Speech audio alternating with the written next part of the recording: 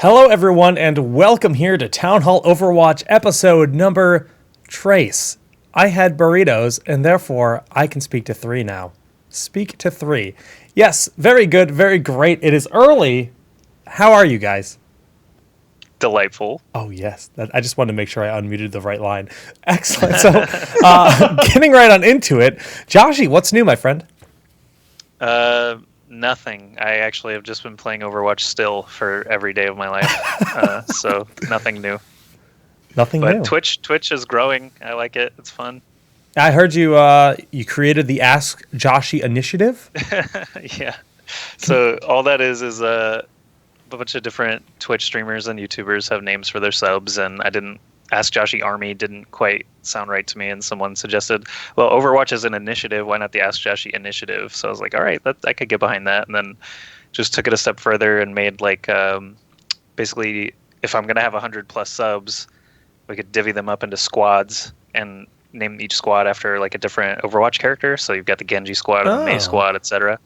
And then in the future, when everyone actually has the game, we can have squad versus squad competitions with the subscribers, and I can cast their games, and we can do custom games with all different rules and just have fun with it. And if the game ever does add replays, I can give like missions. I can be like Charlie from Charlie's Angels, and all my squads have to do my bidding, and we can have a fun time going over like the Junkrat squad has to trap 20 enemies and send me their replays and stuff like that. So hopefully, as the game evolves, so will that. But yeah, just something fun for the subs, so they get to see their names more and interact with each other more and stuff like that. Could be good. That's really cool. Thanks. Well, I got to figure out what squad I'm in because I have no idea. We have to introduce our guest first. We're going to get there. That's admirable. Welcome to the show for the first time. A lot of these viewers probably actually don't know you, and shame on them, but why don't you explain exactly who you are? Yeah, thank you for guys having me. Obviously, really excited about this. Overwatch is a game in addition to Hearthstone that I really love. And Hearthstone, that's probably where you would know me from if you knew me from anything. I've been playing Hearthstone professionally for 2 years now. Also been a caster at that event, done a lot of majors from DreamHack to the World Championships to tons of online stuff. I've mostly been a card game player my whole life. Been playing Magic since 1996. But I've also, video games at some point became a big part of my life. It started with Dota. Back when it was on the Warcraft 3 engine, that sort of transitioned me into, say, like League of Legends, and then to Counter-Strike, to the wealth of Blizzard games, of course. I played World of Warcraft for a very long time in a competitive level. And Blizzard has kind of been where I found my gaming home, and, kind of getting addicted to FPSs again within the last year or so with all the Counter-Strike stuff blowing up. Overwatch was perfect timing for me, and I have fallen in love with this game. I think it's fantastic, and really looking forward to what this game has to offer. Yeah, you've been on that grind. I remember we cast a Heroes event together, as odd as it is, and like that's when you didn't have Overwatch X? Oh, you did. You did. The other two casters that were there that were casting Nosgoth, maybe? There was a different game. It was Crossfire. Ooh. They were the ones that were nerding out and playing some Overwatch with us. A lot of fun. So yeah, we've been talking about doing something together for a while, and here we are. Well, guys, this week it's kind of chaotic. We actually have a lot going on in the Blizzard world in general. There's been Hearthstone's ramping up, Heroes is ramping up, and Overwatch beta is continuing to put out patch after patch after patch, it seems. Every week there's some pretty decent changes. So that'll be our first topic, because we actually have some a sizable patch note list compared to last week. I mean, taking a look at some of the more relevant blue posts. Jeff Kaplan is very active on the Blizzard forums, giving feedback and responding to some of the questions and concerns of the community. So we'll be highlighting those so you guys don't have to scour the forums yourselves. And of course, getting a bit of an esports discussion in there. We're going to be picking the brain of Admirable and his opinions on the game in general. Having a diverse background, it's always interesting to hear those perspectives. And then the community roundup is my fancy title for just rambling on about whatever. So let's start with patch notes. And the question is did Jake set up this screen that is designed to show the patch notes? He did not. No, he totally did. I think. No, he did. I believe. Oh, production. We in there. And right. The two of you have the patch notes link, I assume?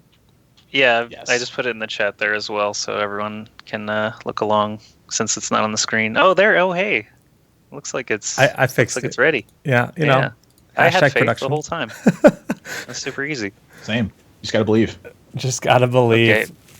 So I guess the biggest two, like by far the largest changes, are Genji and Lucio having their health decrease from 200 to 150. Both of them. I think Genji's was a suggestion that I saw multiple times, where it's like he's just got too much life or too much deflect. Basically, too much survivability was the problem with Genji. He could solo people from across the map, and he could solo people up close. He could also just get away from whatever fight he wanted. So most often the suggestions were tweak his deflect cooldown, deflect duration, the amount of stuff he can deflect, or drop his HP to 175 or 150 and see how it goes. And now Blizzard's like, okay, let's see how it goes. So Genji's now got 150 health. He is much easier to kill for basically everyone. And the more surprising one is actually Lucio health decrease from 200 to 150. Lucio's problems are generally that he's so much better than other supports, and not so much that he's an unkillable god like Genji. So that was a bit more surprising to me. I think more people would have loved to see supports be brought up to Lucio's level rather than Lucio dropped down to one shot from Widowmaker. So I don't know. We'll see. I mean, we're still testing it, and we've got some time to see how we like it. Admirable, what do you think about just the health decrease changes? Yeah, so I'm actually a big fan of when characters have super high damage that they have super low health at all. You know, ideally, if someone's putting on a lot of damage, they should have kind of like a glass cannon effect that feels almost like just a design perspective to me. I'll get deep into Genji in a moment. I do like that they did something to this character. I felt like when I played against exceptionally good Genjis, it was a problem. I was just like, I cannot kill this guy. He's so good unless I get the jump on him and he misses something. That's really the only way I could kill him. This is coming from a guy who mostly had played Winston, so I don't really have to have the greatest aim in the world to actually lock onto this guy. But like, jumping onto him, getting the jump, landing a strong bubble, and dancing between it, that always felt like a good way to kill him. But then, like saying playing Roadhog, for instance, he could usually keep enough range to deal me a significant amount of poke damage to kind of keep me away from any of the frontline stuff. Really, just every single character I played, it felt like this guy was getting the jump, and if he got the jump, I lost the fight. There wasn't really much question about it if I was playing against a skilled Genji. So I do like the health decrease, but I think I also would have liked to see potential damage decrease as well, or maybe an increase of his cooldowns rather than the health decrease because of the one-shot to Widowmaker thing, which kind of is going to tie everything together here. And then with the Lucio decrease, I'm in 100% agreement with you about bringing other supports up to Lucio's level rather than dragging him down to theirs, because it creates the exact same problem that you have when Mercy was just the go-to support because the res effect was so powerful, where when you decrease it and you suddenly increase the capacity that snipers have versus these heroes, all you're doing is turning it into that sniper game. And that is not a very engaging level of gameplay as far as I'm concerned. I think that's a considerable problem to have, where every single team ideally has a sniper if your opponent is playing these low health characters. There should be multiple answers to it. But with the Genji decrease, now it feels like he is having a lot of trouble fighting with certain characters because he doesn't quite have the same sustain as, say, like Tracer has, for instance. That's the comparison I've seen drawn so far. But Tracer kind of has like the self-heal with the go back in time effect, and Genji doesn't have anything like that. And so sort of a model I'm interested in with Genji is, can you do this character similar to Zenyatta, where he has 150 health, but say 50 of that health is a shield instead, to give him that sort of get away and regen a little bit effect. And with Lucio, I completely agree. This hero needs to stay at 200 health. I think that maybe toning down his damage a little bit and increasing his healing would probably be a better effect. And then as well as to fix the issue with the other supports, it's kind of doing the same thing, increasing their actual support ability and taking away from their ability to play offensively to bring them up to that Lucio level where they become more impactful in the game rather than just in a position in camp or pocket healer for something. Obviously we don't have a great deal of experience with the competitive side of things, so it's hard to really make any sort of those assumptions. But I think there's a lot of way to explore these, and that these are a little bit overboard for what it was. Now, that being said, they did preface the patch notes saying that this was beta and they wanted to make more aggressive changes. So I can see where they're coming from. And when you take those large strides, you'll kind of get more honest feedback from people than if you make little tiny adjustments, I think. So overall, I like the direction they're taking, but I don't think that this is a good final spot. Jake, what do you think? Yeah, it's interesting. Like I personally, I look at Genji, and he's a ninja. Ninjas are supposed to be that type of character or type of profession, I guess, if you want to look at it that way, that they strike and you're dead, and they're in and they're out. And this kind of fits towards that. He's got the deflect, so he has his one opportunity to try to knock everything back, and then he double jumps, scales over the wall, and he's out of there.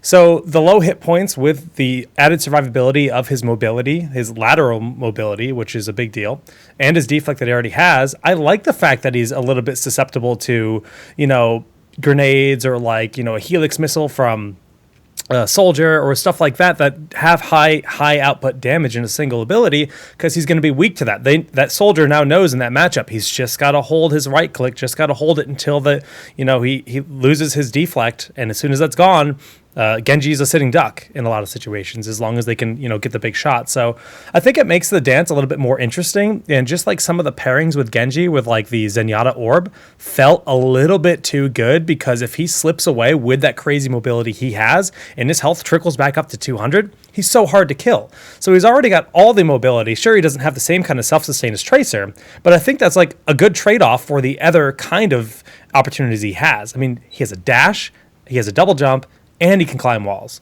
So I personally think this is a great change to him. Yeah, I think we'll see if it alters the playstyle. Like in the past, it was the 200 health Genji with the Harmony Orb just rushing at you from whatever angle. Yeah, he just stays in the fight forever. Just unstoppable lawnmower of death. Like that's not good. You're like, oh, there's Genji. I'm playing a sniper. If I don't hit him right, no, I'm dead. Okay. If I don't hit him right as soon as nope, I'm dead. And it's like, no. Genji now has to climb the wall behind Widow and kill her from, dash through from behind her so she doesn't one-shot him. I like that a lot better. Yeah. It makes more sense for a ninja than to be a lawnmower, more stealthy, more scaling the walls to try and find those positions like Reaper and Tracer have had to do for this whole time. I mean, I'm down for them. I'm down for them to add a lawnmower hero. They want to make like a Blade Master and he just charges in. Do it. I want a lawnmower tank that can't even jump. It just cruises around, and if it happens to get in melee range of you, you're dead. If you try to lift that guy up and your fingers get caught underneath, those fingertips are coming off. We're gonna have to rush you to the hospital. And you run around without a gun until you die. So. Unless you're Reaper, of course, then you just pull out more guns from your nether area, standard, I guess. But yeah. So Genji, I mean, I think we're all kind of in agreement. He needed something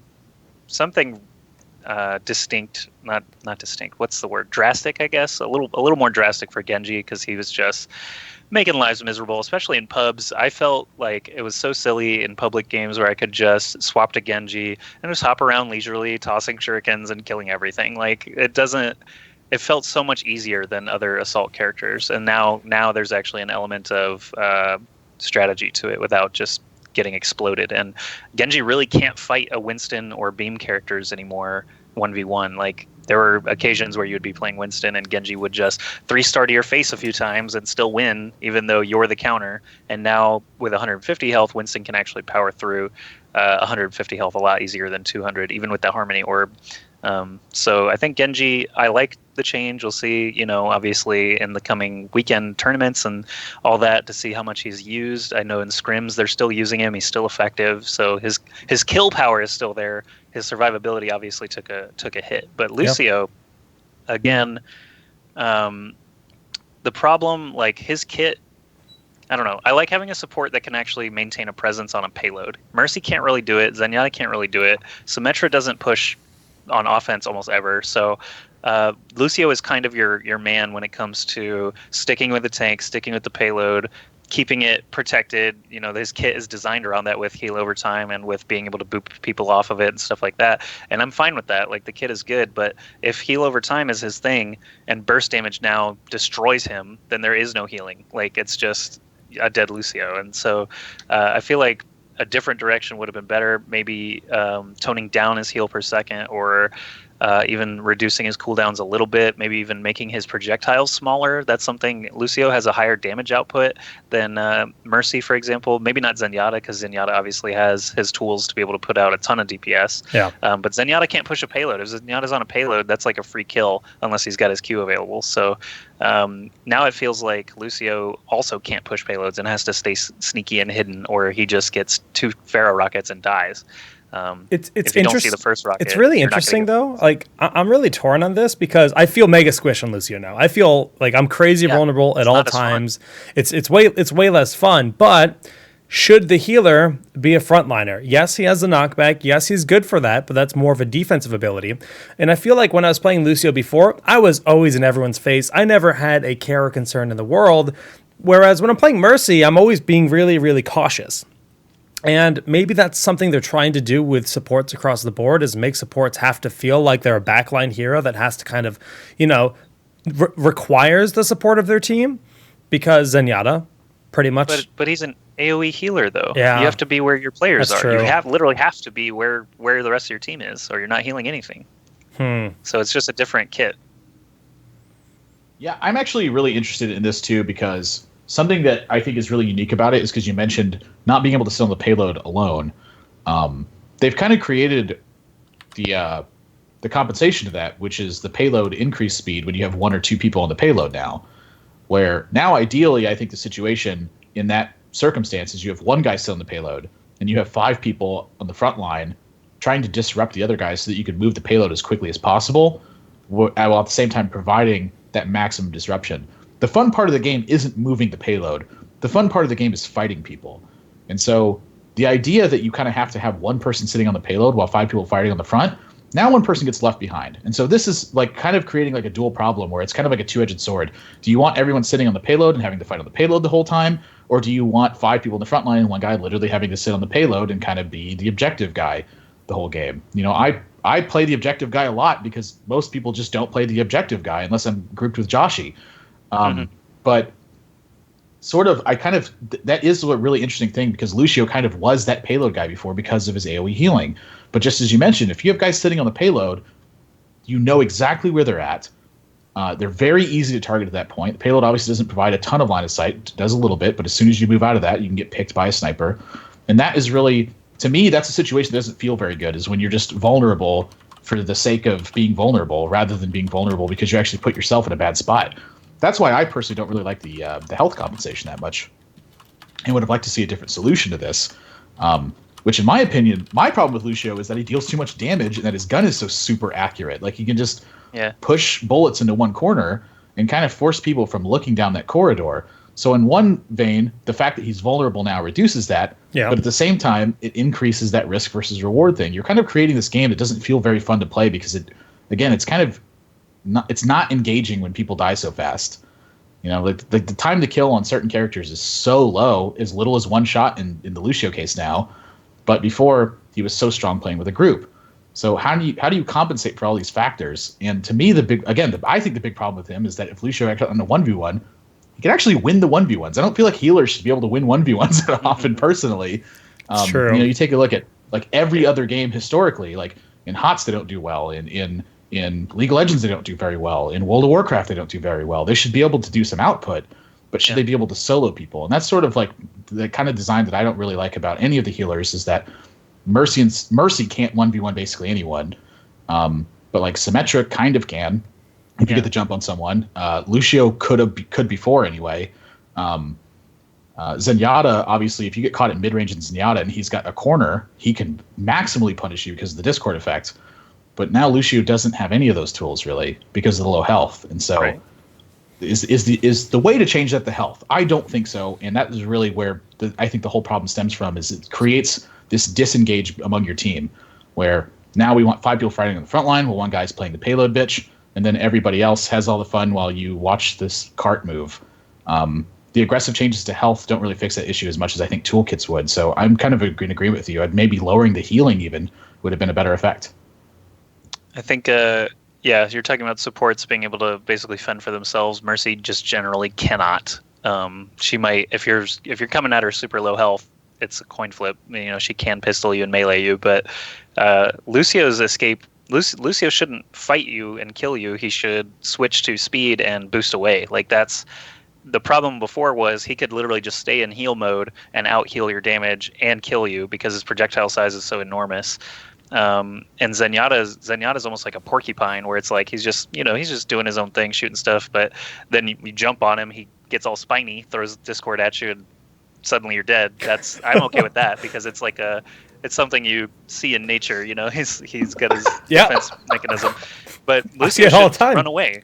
Lucio's got rollerblades, he's got a speed buff, like he shouldn't be headshotting you and killing you, he should be switching over to speed and climbing a wall and getting away instead. And that's he still has something that Lucio players, they still haven't figured out. Like in pub games, I never see that. It's only the incredibly good competitive players when I hit them in matchmaking that I'm trying to kill Lucio and suddenly he disappeared. I just don't even know where he is anymore. He's behind me or above me or whatever because they switched to speed and they're just so good at wall climbing and using Lucio's kit rather than his gun to just destroy you. And I think that's more of a direction I would have liked to see is his not survivability, but actually kill potential, I guess, is what I'm looking for. Lower that damage.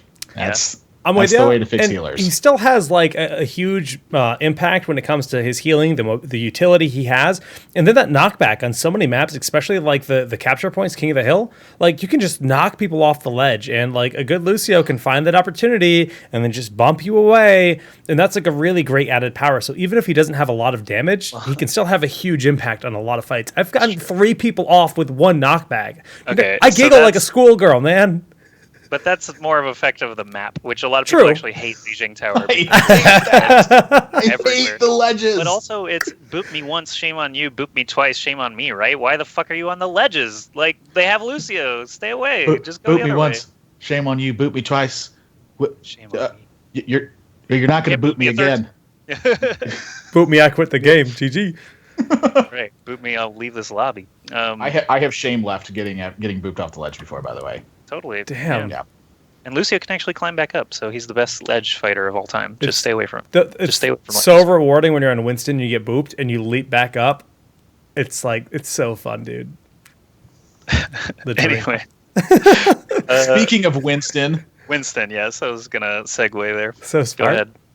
Admirable, take it away. Yeah, so Winston, my favorite character in the game, speaks to me. I wish I was Winston in real life. Hi there. So obviously this character, very powerful, I think, in the chaotic pickup group games that go around. I think in competitive play, I've seen this guy to some effect, but I don't feel like he's the most favored tank. And this is one that really, really got to me on this change. Shield health decreased from 1,000 to 600. You know what? I can get behind this. The shield was you weren't going to break through it. Shields should have some breakthrough potential, in my opinion. You look at Reinhardt's, it's 2,000 barrier shield, but he can't do anything while the shield's up, and it's a very wide space, so it's very easy to crack. And once it's cracked, that's when he's got to start swinging. He does no range. He does it, pretty low mobility. It makes sense that I think the shields decrease. But the cooldown activator, this is the one I have a problem with. Cooldown now activates after the barrier expires. This hurts. So either when the barrier is destroyed or when it just runs out of time, that's when the cooldown resets. And that has increased his cooldown now to I think 20 seconds on the barrier. How is this guy ever going to 1v1 someone in any situation or really provide a big effect in a team fight? He basically gets one barrier. Winston's going to be focused, obviously, because he's basically the first one into the fray. Where's the utility now for this guy? It certainly is not in his impact damage or the slight knockback effect that provides. I feel like this was just a really, really, really overdone solution to a problem that I don't really even feel like existed in the first place. It didn't competitive. The double Winston was pretty darn hard to break in some situations. So I'll say for my own play, and I've played a lot, I'm level 148 now or something.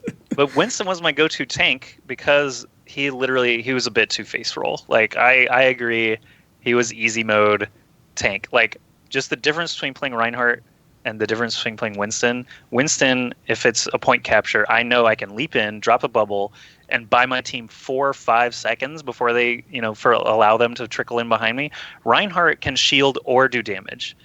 I died as Reinhardt so much because when I was playing Winston, I would jump in, shoot people constantly, and still be protected. Maybe I would kill 1 or 2 people before my bubble even died. Reinhardt, I'd charge in, and I'm like, oh god, if I put up my shield, nothing's going to die. If I don't put up my shield, I'm going to die. Winston didn't have that problem. So now I feel like Winston and D.Va are a little more in line with each other now, where Winston's role might be purely pick off those squishies, go straight for the healer, go straight for the Widowmaker, go straight for the Torb turret, and not I'm now establishing base camp on your capture point while the rest of my team just happily joins me. Like that's what I feel Winston was doing a little too well, and like just in comparison to other tanks, you never see a Roadhog just walk all the way into the point and be like, "Okay, team, come on and join me." No, because he gets discorded and immediately dies or whatever, you know. So also the barrier being able to protect against Discord and tons of other effects was super good, and his mobility was way better than Roadhog's and Reinhardt's. If I'm Reinhardt and I see a sniper, I'm like, all right, I'm gonna throw one fire strike, and there's no possible way to kill that Widowmaker with one fire strike, so I'm gonna put my shield back up. And like Winston's just like, yeah, I'm gonna zap you for 5 seconds and now you're dead. So I don't know. I think Winston was too strong. I'm curious to see if the 600 health shield is going to be too little. I think maybe a 40% nerf is a bit drastic. Could have been 20 or 30% instead, and still got the same, like, you know, affirmation that nerfing him was the correct thing to do or not. But we'll see. If it's too extreme, they'll revert something. They've done it in the past. So we're not worried about any of these changes being permanent. But you know, I do have strong feelings about Winston and the nerfs that we talked about already. What do you think, Jake? I mean, you covered it pretty well. I definitely think he is that easy mode warrior. I think when we see not only this warrior change, but or tank change. I'm so used to Heroes of the Storm calling them warriors, but the change to Zarya's barrier as well. It's promoting double tank a little bit more than before. It's already like I'm fine with that. Pretty darn common, but it's 6v6. So I think it's kind of a good change. Like you said, he's gonna excel in flanking.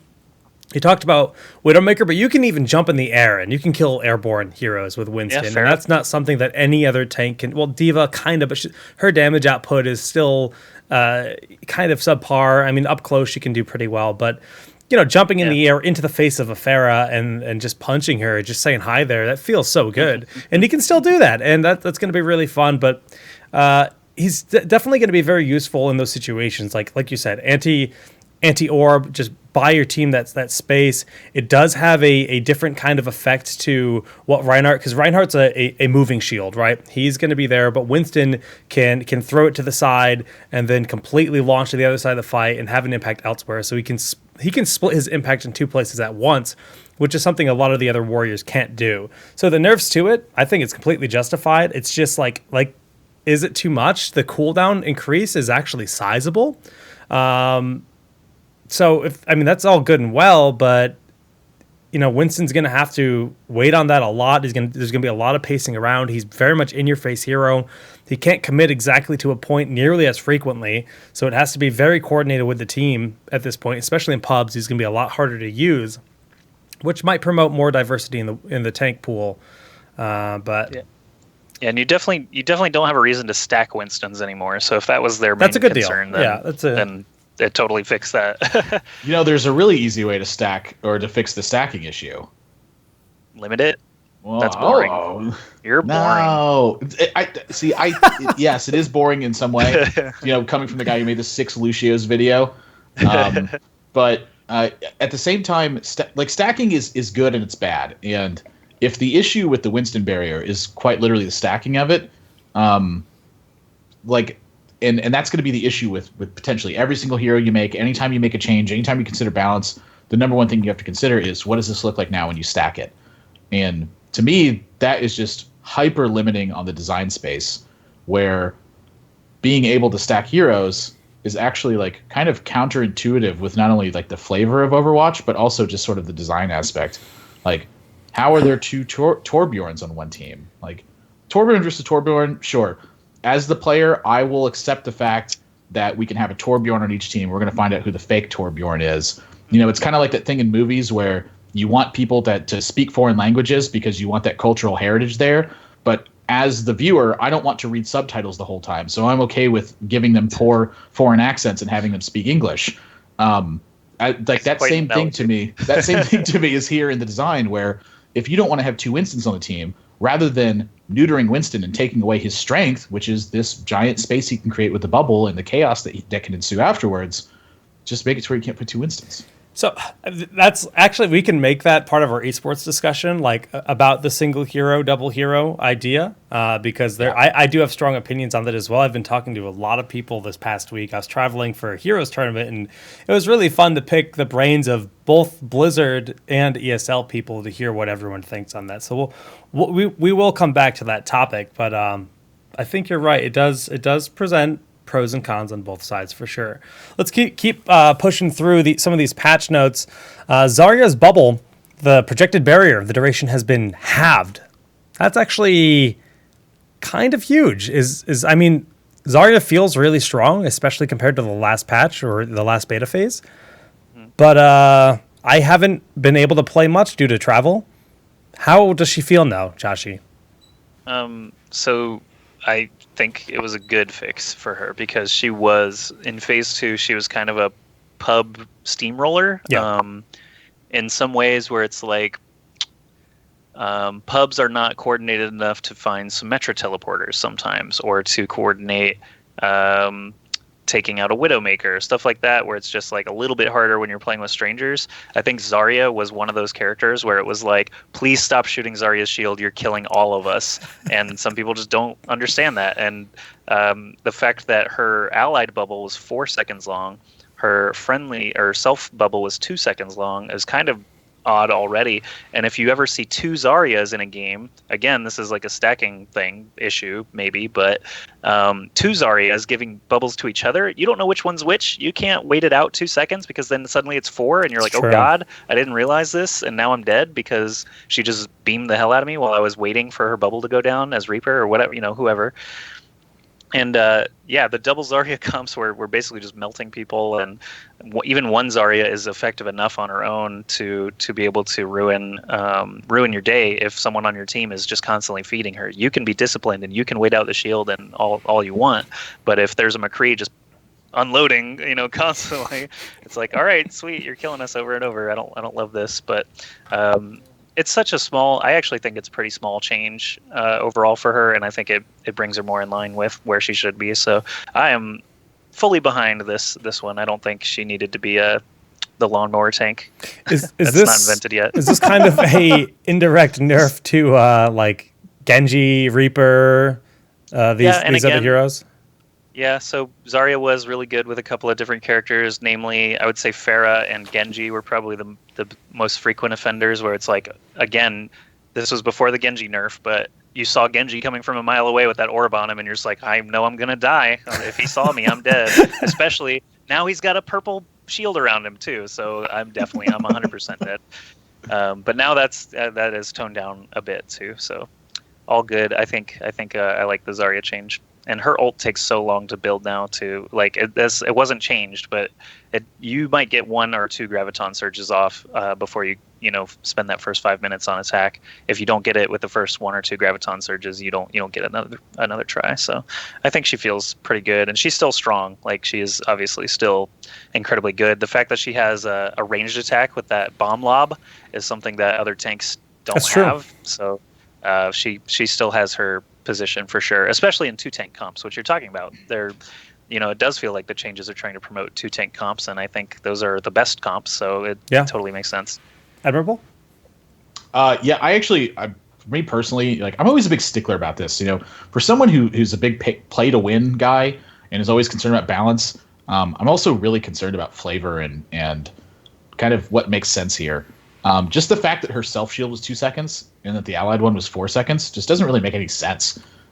So to make those identical just makes sense. Like, why does the other one last 4 seconds but this one lasts 2 seconds? Why wouldn't you just use the 4 second one yourself? Why can't you decide to use a 4 second one or a 2 second one with your charges? And obviously, from a design perspective, that just gets super complicated. Nobody wants to have to think about that. So to reduce it from 4 seconds to 2 seconds, to me, just makes sense because it's in line with the way her self shield works. And bringing her self shield to 4 seconds would just be absurd. Insane, yeah. So I think this is a good change. And then ultimately, even just from the balance perspective, I think this makes sense because kind of talking in the same effect with what she does that other tanks don't do. The other tanks also don't, sink everyone into one central spot. Reinhardt can kind of do that, but not in the same way. Obviously, his is a lot more positional based, sort of like a timing beats power sort of thing with Reinhardt, where Zarya is more of the power aspect, which is a great flavor design. She does have the range with the lob, and then she also has the self-regeneration effect, which other tanks besides Roadhog don't really have. Roadhog is immobile when he decides to use it. Zarya, she just kind of waits for a second and throws some lobs behind a corner. She can regenerate up to 200 of her health. So this design, I think, is perfect from a design aspect and from a balance aspect. To me, Zarya felt super strong before, and even post changes, I played a little bit of Zarya. She still feels pretty good to me. I don't really notice it, as Joshie mentioned. It doesn't seem that much of a difference, because usually when you use it on an ally, they're getting hit anyway. Ideally, you don't want to be using it on allies who are waiting behind a corner to go in. You want to use it on someone who's already engaged in combat at that point. So the shield usually just gets popped through. So I'm pretty okay with this change. I think it's fantastic. It just takes away some of her ability to build up that charge, right? Because you would throw that on your ally, let them feed up your power, and that was with 4 seconds. That meter goes up if they're tanking like a turret or whatever. So she won't get as fed as quick, and that's good news for as far as I'm concerned. Yeah, I think because Zarya is a tank, her bubble should be used more defensively than offensively. Instead of saying, "Okay, Genji, go get him." Yeah, that's what it was. Like, "Oh, Genji, get back here. Here, I'll help save your life for 200 damage." Yeah. Like that feels good, and you get the added benefit. Or if there's just a Junkrat spamming a choke, toss a shield on somebody, get some free charge. Toss a shield on yourself, get some more free charge. That's how Zarya should work, not like a Zenyatta where it's just like, okay, you are the killing machine now, go.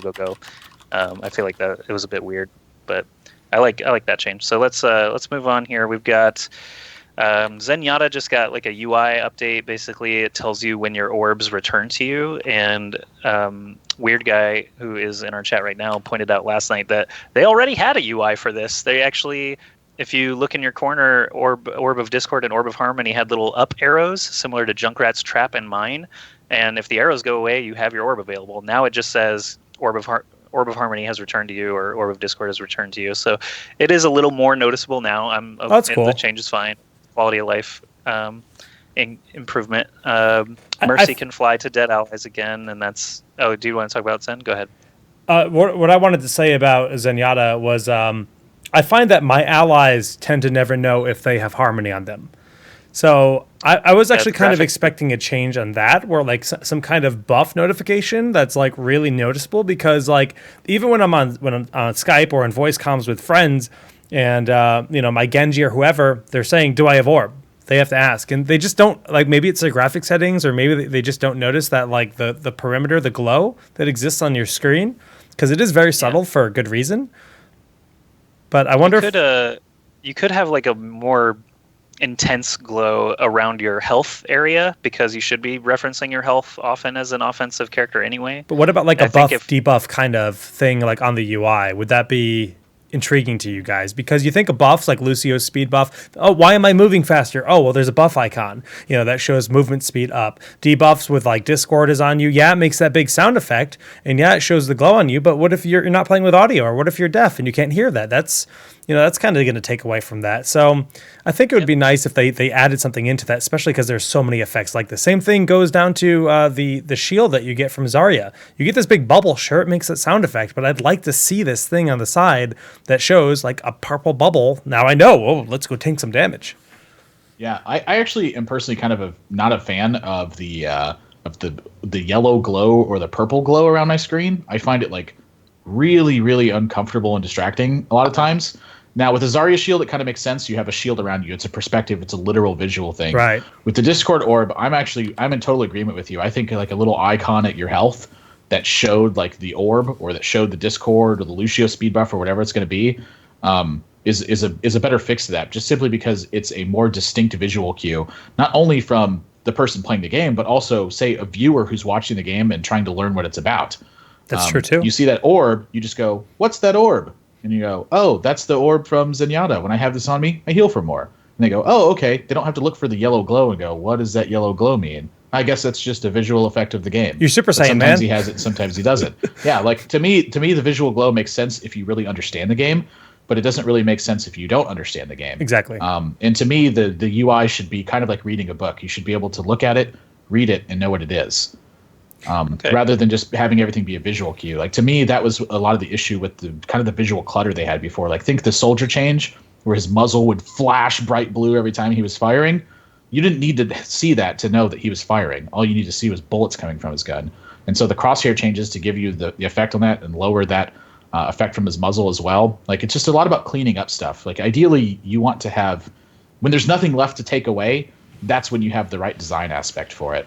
And to me, you could easily take away that purple glow. You could easily take away that yellow glow, or make them even like options you can check on and off. Yeah, I think that's good. I think that's the best, because I personally enjoy it, but like I can see why people wouldn't enjoy it. But I think it's the best of both worlds if you throw the icons in there. Yeah, in the same vein where you're saying like the purple glow is not very comfortable, the moment the purple glow goes away and I'm still alive, I'm like thrilled. I'm like relieved. I'm like, finally, I could go kill people again, and I don't have to like play like a wuss. But Touche. I like the I'm fine with the effects as they are now, but I think an addition or toggle for tooltip laden buff and debuff icons could be totally fine, as long as it's like an option between graphic or graphic on and off and tooltips on and off. I think could be fine for everybody. Yeah, I think screen shake here. Like, if you ever played Diablo, Crusaders had an item that when you had this item equipped and you used an ability, the whole screen would tremble. And I remember playing, and I was like, I literally can't play this game because I have a headache when I'm playing because my whole screen trembles. And it took them like a year, but eventually they put in the option to where you click it and it says, turn screen shake off. I was like, oh my gosh, I like that. I can play. And, Yeah. and I would love to see that same option in Overwatch. I'm all for being able to reduce visual effects that aren't literally important to the game. And like, so character design is super important, but like that visual effect, I'm all for being able to check it on and off. Cool. A few other heroes we didn't talk about. Bastion, they removed the aim restrictions when transforming, so he can still shoot while transforming. Is that what that means, Joshy? It basically means you can move your mouse. You can look around, and because it used to be like a full second transformation where you couldn't look around you, but now you can still transform and pivot and see what's going on. So just quality of life again, where you're not locked in place. They've changed that for a number of characters and their ultimates and all that stuff too. So they want you to be able to look around at all times, which makes sense. So cool. Not a major change there. But the damage to core, that is a big deal, because they removed, obviously, they halved his hit points when he's in the sentry form, and the triple damage to core made a lot of sense when he was at 600 health, but when he has 300 health, triple damage is probably a little bit too much. They've reduced that down to be double damage, so it is a nice buff there for Bastion. I'm fine with it. I think Bastion feels much better to just pull out in a pinch, where it's like, oh, they're almost at the payload checkpoint and I'm playing Widow. I'm not really going to get much range because the checkpoint's up against this wall or whatever. I'm just going to switch to Bastion, hop out, and maybe get a couple of surprise kills and buy myself some, buy my team some time. I think Bastion is a good like pivot character now, where if you're just picking Bastion at the beginning and posting up, you're going to probably die to rockets from a million miles away, or a Widow a million miles away. But now it's like he's more of a kind of a flex option where you can kind of switch to him just as a surprise element. And then the double damage, triple damage thing isn't as big of a deal because your health is so low now that if someone knows where you're at, you're going to probably die anyway. So I think Bastion feels much better than he did even a couple of weeks ago. Okay. Very cool. Any thoughts on that, Admirable? Yeah, I'm not a big Bastion player. I personally I'm really in love with this character, but at the same time, I also hate him. Because every time I'm Bastion, I just, like Josh said, I die from a million miles away. And when I'm playing against Bastion, I'm always like, oh, what is he doing in that corner? And so, like, I agree with all quality of life changes. I think anything that doesn't, like, create a weird imbalance thing and also gives people options is good. I think options are fantastic, and restricting options from point of movement anyway is a little bit ridiculous. So to see him being able to move, I think is super important. But also, speaking of being able to move, I don't really like the Mei changes that went into effect with this patch. Uh-oh. You can lead us off on that one. Yeah, so Mei Endothermic Blaster was changed a little bit. Primary Fire now has a minimum slow effect that's applied instantaneously, which is like basically what her maximum was right before you got frozen. And it didn't change the time to freeze. It just made it to where if she touches you with the blaster, you become instantaneously snail speed. Frosty. It feels like. And, inherently freeze effects are not that fun. They're kind of cool for the people playing them. They're important utility effects in games. But why is Mei able to instantaneously slow down, like, say, Roadhog, for instance? That doesn't feel like a guy who's really affected by cold. until it starts to get really cold. At a certain point, he's like, this is a little bit too cold for me. This is starting to hurt a bit.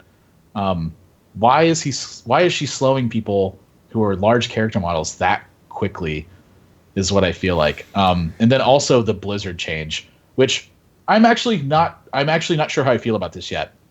So the radius for this no longer blocked by barriers, and it's no longer blocked by the payload.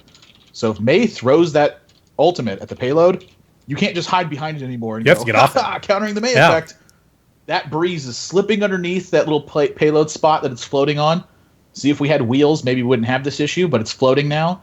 And so you're going to get frozen if you're standing near this payload and Mei launches that ult, which I think is a good idea because that's kind of like the design aspect of that is like you can no longer go into this space. Like that's the idea of that ultimate.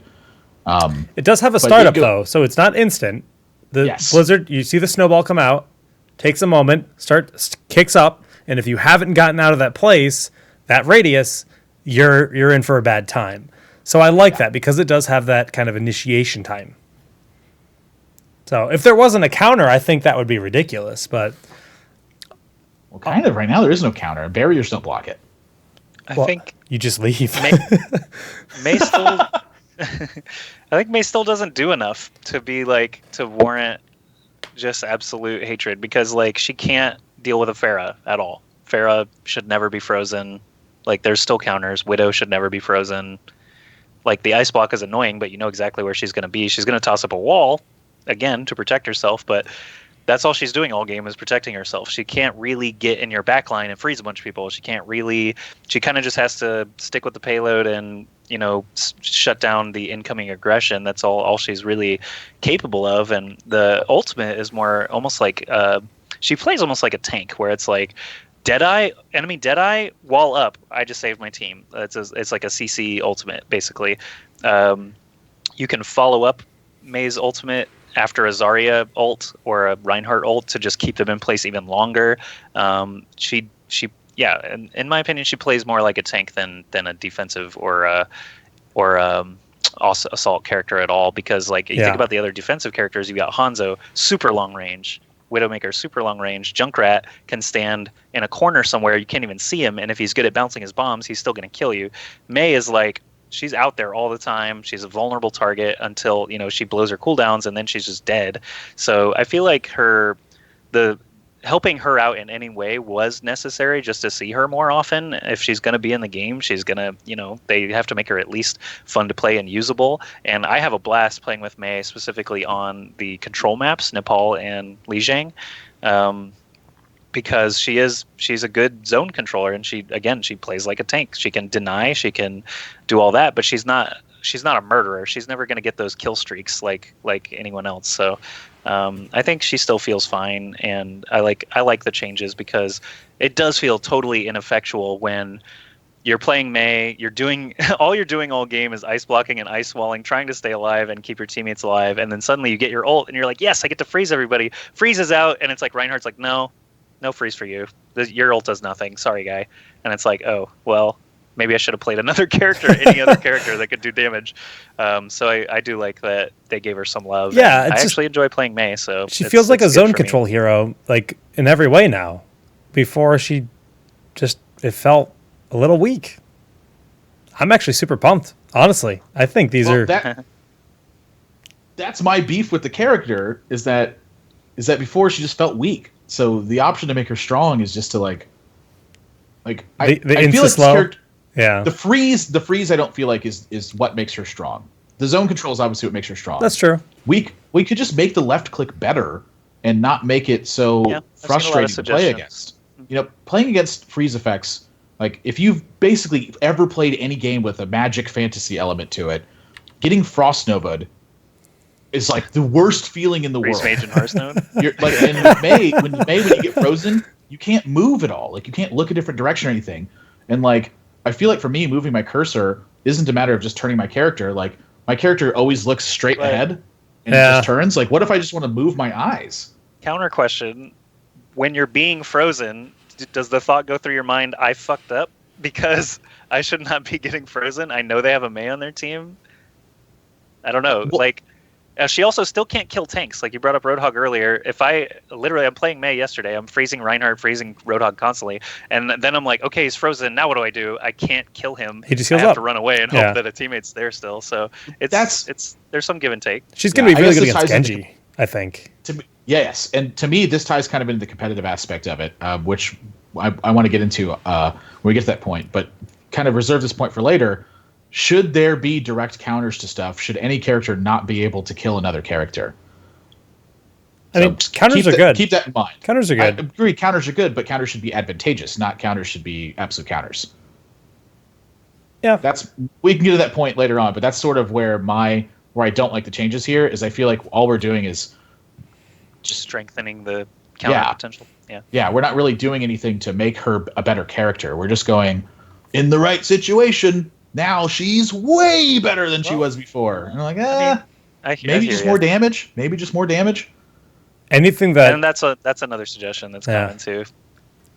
Someone suggested if she ice slicks, because she does have to use ammo, that she actually can like skate on her own ice slick and increase her speed a bit, and that actually would be pretty cool. Oh yeah, Silver Surfer boys, or I was just going to say Iceman. Iceman, yeah, we got it. We got it up the ramp. She's not going to be killing people more effectively. She's going to be getting back into battle quicker and being annoying and all that. But I think that's something that could be interesting if they're able to code something like that. But ice spike, a lot of people have suggested ice spike changes where if you do actually hit someone with an ice spike, it actually slows them at range, so that if you do have a teammate over there or a widow peeking out, that it now provides that support as well. Just little tweaks like that. But if increased freeze rate is it's not even increased freeze rate, it's just increased slow rate. So I feel like it's fine. And her ult it did feel really bad to just get barriered out every time. So I'm cool with the Mei changes. No pun intended. Pun slightly intended. Oh, I hate you. All right, so Mercy can now once again target souls. Basically, there's little golden orbs on a hero, kind of like the souls you pick up on Reaper, just pretty and angelic. Well, they took that away in the last patch, saying that no, you can no longer teleport to them or shift to them with her mobility due to players doing it on accident. And then this was inherently just a nerf for the people that are actually, conscious of what they're targeting. So they've brought it back in. Yes, it does make Mercy have, in theory, a slightly higher skill cap, but definitely, the game is so young. If people are making those mistakes, they'll get better. So having that mobility, having that option is quite good. Did we get everyone? Yeah, we got all the hero changes. Nice. Well, we can now talk about some of the other quick things just in general. Because we did skip through all the gameplay stuff. The speed at which payloads can be moved has been increased. Oh, Junkrat. We didn't mention Junkrat. Oh yeah, this is actually big because Junkrat's my boy. Yeah, so his ultimate now, it used to be basically, if you're not familiar, he pulls a rip tire and the tire gets to cruise around the map for like 10 seconds or something before blowing up, or you can trigger it yourself. So it can also climb walls, small walls. It can't climb all walls like completely. It can climb for a little bit before gravity pulls back down. So it can climb over a Mei ice wall, for example, but nothing really higher than that. And then it blows up for a ton of damage in a wide radius. The problem, I guess, that they're mostly addressing is that with a 50 health tire, if I'm Reaper or somebody, the only way I'm going to be able to kill that tire before it kills me is in that range where it still blows up and kills me, and that's kind of silly. Or, there's several characters like that where it's like I see the tire, I know I'm going to die to it. There's no counterplay. Now what they've done is increase the health on it by 3 times, so there's 150 health on the tire. But if you do manage to kill it, it just poofs. It doesn't blow up and kill you. So it does take. You still have that ability. If someone calls out tire on the left, everyone can turn and shoot at it and save their teammates. But now you get the much more satisfying explosion when they can't kill it, because you can actually get all the way into the group of 2 or 3 people rather than just having it fall short constantly over and over. Like you can have entire Junkrat games where you pull 3 rip tires and get no kills because they happen to see it out of the corner of their eye and take 1 helix rocket to it and it's gone, or whatever it is. So now Junkrat's ult, I think, is hitting more often as intended, and obviously far less often as unintended, where it feels bad even though you countered it, you still die. So I think it's a good change overall. Yeah, when you consider like the fact that the tire is quite loud. It announces to everyone, "Hey, look out! There is a giant bomb looking for you. It's hunting you. So now you need to be able to respond to it." And the whole, like, even just for esports, like the anticipation of can they destroy it before it gets them, that's kind of pretty exciting to watch, I think. I don't know. Admiral, what do you think about it? Like the health increase. The tire dying in one shot was kind of dumb. I don't like that if you kill the rip tire, it actually doesn't deal any damage.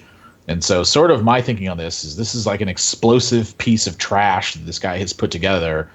And now's the time to unleash it. It's like, this is the bomb I'm going to use. When he gets close to you and he detonates it, full damage. Happy about that. It should be killing people if it connects. It's an ultimate ability that immobilizes the hero. But when you shoot the tire and blow it up and it deals no damage, usually when you explode something and it's made of explosives, it kind of deals some sort of damage here. Yeah. So sort of I would like to see like a big damage fall off if it manages to die. Like maybe 50%, maybe 75%. Like you blew it up and he didn't actually detonate it, so it blew up incorrectly. It dealt massively less damage than if he actually detonated itself. Because something that would feel really bad is, say, launching it at a Reaper. The Reaper is sitting right around the corner. He blows it up right in his face before you left-clicked it, and he took no damage? Like, ugh. My ultimate just got wasted because a guy maybe even just pre-fired the corner and just happened to pick the tire. True. Like that feels like I don't know. I'd be fine with reduced damage instead of no damage also. I think this is a good way to test it out, and we can, I guess Blizzard will be the ultimate authority on that, but we're providing this feedback and stuff so they know that. And again, just anyone in the chat or watching on the YouTube or wherever, definitely provide feedback on things that you like and don't like, because only people who are vocal can be heard. And if they change something that you did like and you didn't tell them you liked it, they had no way of knowing. So This is the kind of thing, they're going to be iterating over and over, ideally, until they make it, the most satisfying for the most players. So make sure to always leave your feedback somewhere where they can see it. Ideally, the Battle.net forums, because they have to read those. Reddit is a good place too, because if it does get a lot of agreement or disagreement, they can use that to measure it as well. But I think so. That really is it for the characters. So I'm actually curious.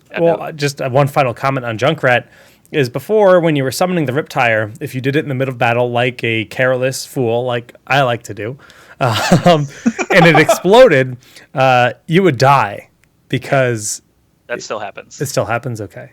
Yeah, if they blow it up and it's like mid or immediately after pulling it, you'll still blow up and you'll still die as Junkrat. Feels bad, man.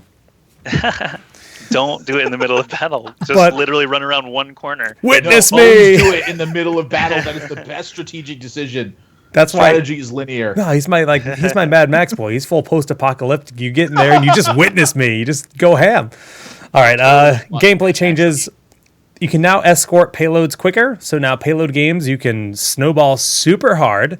I can't wait to see how this affects competitive, because if you get a wipe, you are rewarded hardcore. What are you talking? What was that one? The payload speed has gone up. Oh. I see what you're saying. On offense, if you happen to get some free time, it also helps out for teams that are a little more disjointed, where it's like you have a Genji and a Tracer on assault, and they're never going to be pushing the payload. You have a Zenyatta who has to sit in the back, or he's just going to die constantly, so he's never pushing the payload. And then if you're if you're Reinhardt and your soldier dies, you're suddenly the only guy on the payload. It can feel bad. So I like that the 1 and 2 speed pushes are a little bit quicker, because there are just a lot of instances where you're not going to be able to 3 push even though you actually killed everybody. So feels good. I think I'm fine with it. And max speed with 3 people pushing is still the same, so it's all good for me. Alrighty. Loot boxes, all voices and sprays are common, so you're not going to be getting that rare voice anymore, so you won't feel like seems to be not fully implemented yet, by the way, because I definitely opened blue voice lines yesterday and no skins or anything. So I think this is good though, because people feel like, oh, I got such a crappy loot box because I just got this voice line that I don't care about. So that's kind of neat. And legendaries are going to be actual skins more often than the gold. The gold is going to be less common, they're saying. So just some tweaks to loot. I like the gold. You like the gold. Gold is nice. I mean, it's a fine consolation if you're not getting a skin. I'll say that. So for me, I'm like there's very specific things I want, and I'm super unique. I think in that regard, I think most people are sort of general collectors, where they get something cool and they try a new character out. But for me, the only skin I wanted for like my first 40 levels was Safari Winston. I would have traded everything on my account for Safari Winston. I would have traded a character from the game for Safari Winston. Mercy, get it. Yeah, I'm just, there's certain characters I'm just not going to play them. But like once I got that one, Gambler McCree. It's the only thing I wanted was that Gambler McCree skin. So being able to just get gold for me was totally fine. But I think in general that's better for most people, and so I could actually agree with the change, even though it negatively impacts me. Is because I think better overall. It's much more exciting to open up a new skin than it is to open up 500 gold. Right. Yeah. Agreed. I just wish they would change the duplicate legendary to be 500 because it's still, when I got that duplicate Tracer skin as my second ever legendary, it felt so bad to get 200 gold. It felt... Well, so I've just been keeping track of some of the stats, but I've opened, I think I've opened 11 legendary crates. 6 were legendary skins. 3 were 500 gold or credits. And the last 2 were both dupes, and they only equaled up to 400 credits. Yeah, together. It feels so bad. And it's like, I didn't even get, like, I bought Chopper Torb because I play Torb enough where it's like, all right, Murica Torb, let's go. And I opened it again later, and I was like, I already spent 1,000 on this. I got like a 200 discount back, and I didn't even get the other Biker Torb color, like the black leather jacket. So yeah, it just 200 feels terrible to me. It's not even an epic skin. Epics are 250. It's like, come on. Right. It's the worst possible outcome for a legendary crate. But yeah, that's it for me for loot boxes. The fact that I was immediately like, whoa, they added a garbage box too. Like you can get a totally common terrible box with no blues. And then now I see that the change is, they tweak some rarities and stuff. That feels okay, but it still doesn't feel good to me with the intended cash system that they've already announced, which is the only thing you can buy with real cash in the game is loot boxes. Now I know some of my cash is going to turn into these common boxes. It doesn't make me feel any better about it. I still don't like the lottery system there with the cash for boxes. There's a great way to fix that system where you really, really want a legendary skin, and if you opened one and you can't use it at all because you hate the character and you can't disenchant it, man, it'd be really awesome if I could, trade my friend this America Torb skin I opened because he has my Safari Winston and he plays Torb and I play Winston. Not only that, but let's say I make a new friend because I found a guy who really, really started the game and he really loves it but doesn't have a lot of money. So I sold him all my cheap common skins for $3, and suddenly every single character he had a great skin on it. Yeah, Blizzard might suffer some losses there, but just charge me a fee. I don't really care. I'd easily pay $100 for the ability to unlock trades. Like you just get a free $100 from me, and even if I only trade like 6 or 7 skins lifetime, that's worth the $100 to me to be able to trade my stuff. Like I'm in favor of super ultra rare stuff that people can get from these loot boxes. Like to me, that's what makes part of that game exciting. Like I look at Counter-Strike, for instance.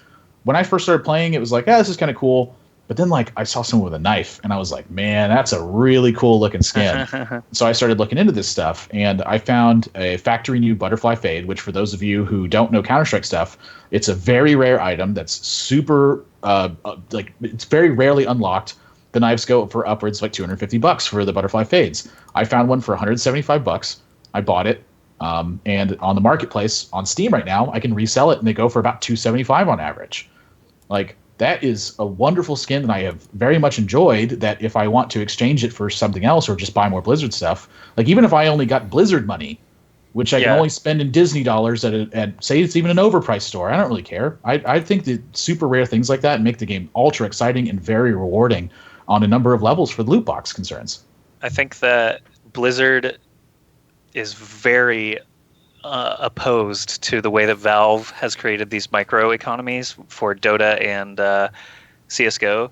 They do not want CSGO lottery for Overwatch. They don't want like the skin trade business. They don't really want to create that economy unless they're controlling it. And so even the auction house, the real money auction house from D3 was like kind of their testing ground for this, where it's like, we can make a ton of money just with these super rare Diablo items because we know that modifiers only hit once in a lifetime or whatever, and someone's going to pay big bucks for it because Diablo 2 was like that. Diablo 2, they already saw this microeconomy surface with the what was it called, J2P or something like that. But basically it was a forum where everyone traded in this fake currency, the price of a Stone of Jordan or a Zod rune or whatever the hell it was, had different values. And they were like, okay, let's do this real money auction house so we can corner this market. And ultimately it didn't really work out for them. I think something that could work, though, which you mentioned, is just 1-for-1 trades.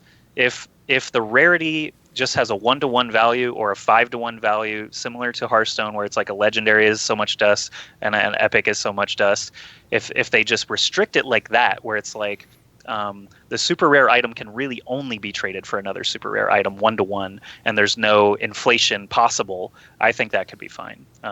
There is an economy model that fits Blizzard where it's not going to spring up these websites and underage gambling, essentially, which a lot of like CSGO Lounge and all that have basically had to make their sites 18 and older because kids playing Counter-Strike will go fetch their mom's credit card and buy a bunch of butterfly knives. Like, Blizzard can't handle that. They don't want that. So two solutions I see this problem. Number one, I think the Diablo auction house comparative is unfair because in Diablo your items actually enhanced your gameplay.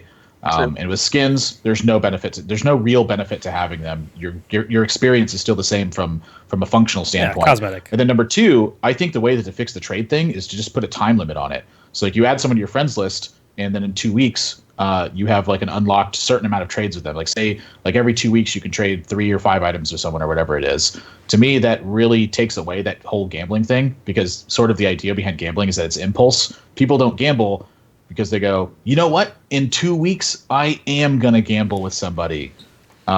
They usually do it on an impulsive nature. So there still is the issue, I think, of that trade modifier there. But then I think you could just automate it to where like you have to do some sort of sequence to prove that you're a human being in order to make the trade. And that takes away the automated system process for it. Or maybe even something like you said, like maybe a 1-for-1 item trade, like it can only be done that way. Just limiting the amount of stuff that people can do. And with the auction house, like in something like Diablo, again, the problem was that it was actually impacting people's gameplay.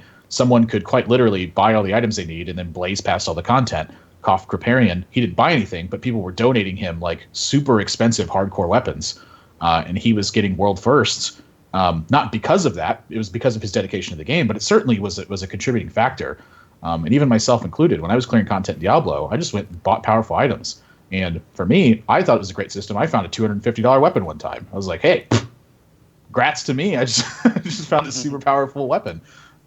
So I think that if your stuff actually impacted gameplay, would be poor to sell. But I think that since it's just skins and stuff like that, what the community wants to do with their stuff, it's their property.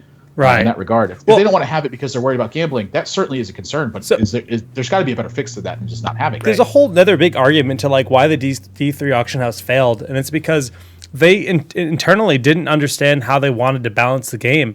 They came out, and I personally had just sold like a $250 item, and I spent about 100 of it on new gear for my character. And I was a college student. That's like a big deal for me. I mean, that the 250 that I made was nice, but I'm like, you know what? I'm going to put some of it back in the game so I can get more loot. And then they came through and they did this huge patch where they nerfed auto attack speed into the ground. And they basically took that $100 I spent and made it garbage. They literally burnt my money. Like all of that gear I purchased was just trash. So fundamentally, that's why the auction house failed. When you do patches and then people are investing real money, and then stuff that you spent cash on is now not worth anything, that's not good. But with something that's purely cosmetic, who cares? Open the gates. I mean, it's way more flexible.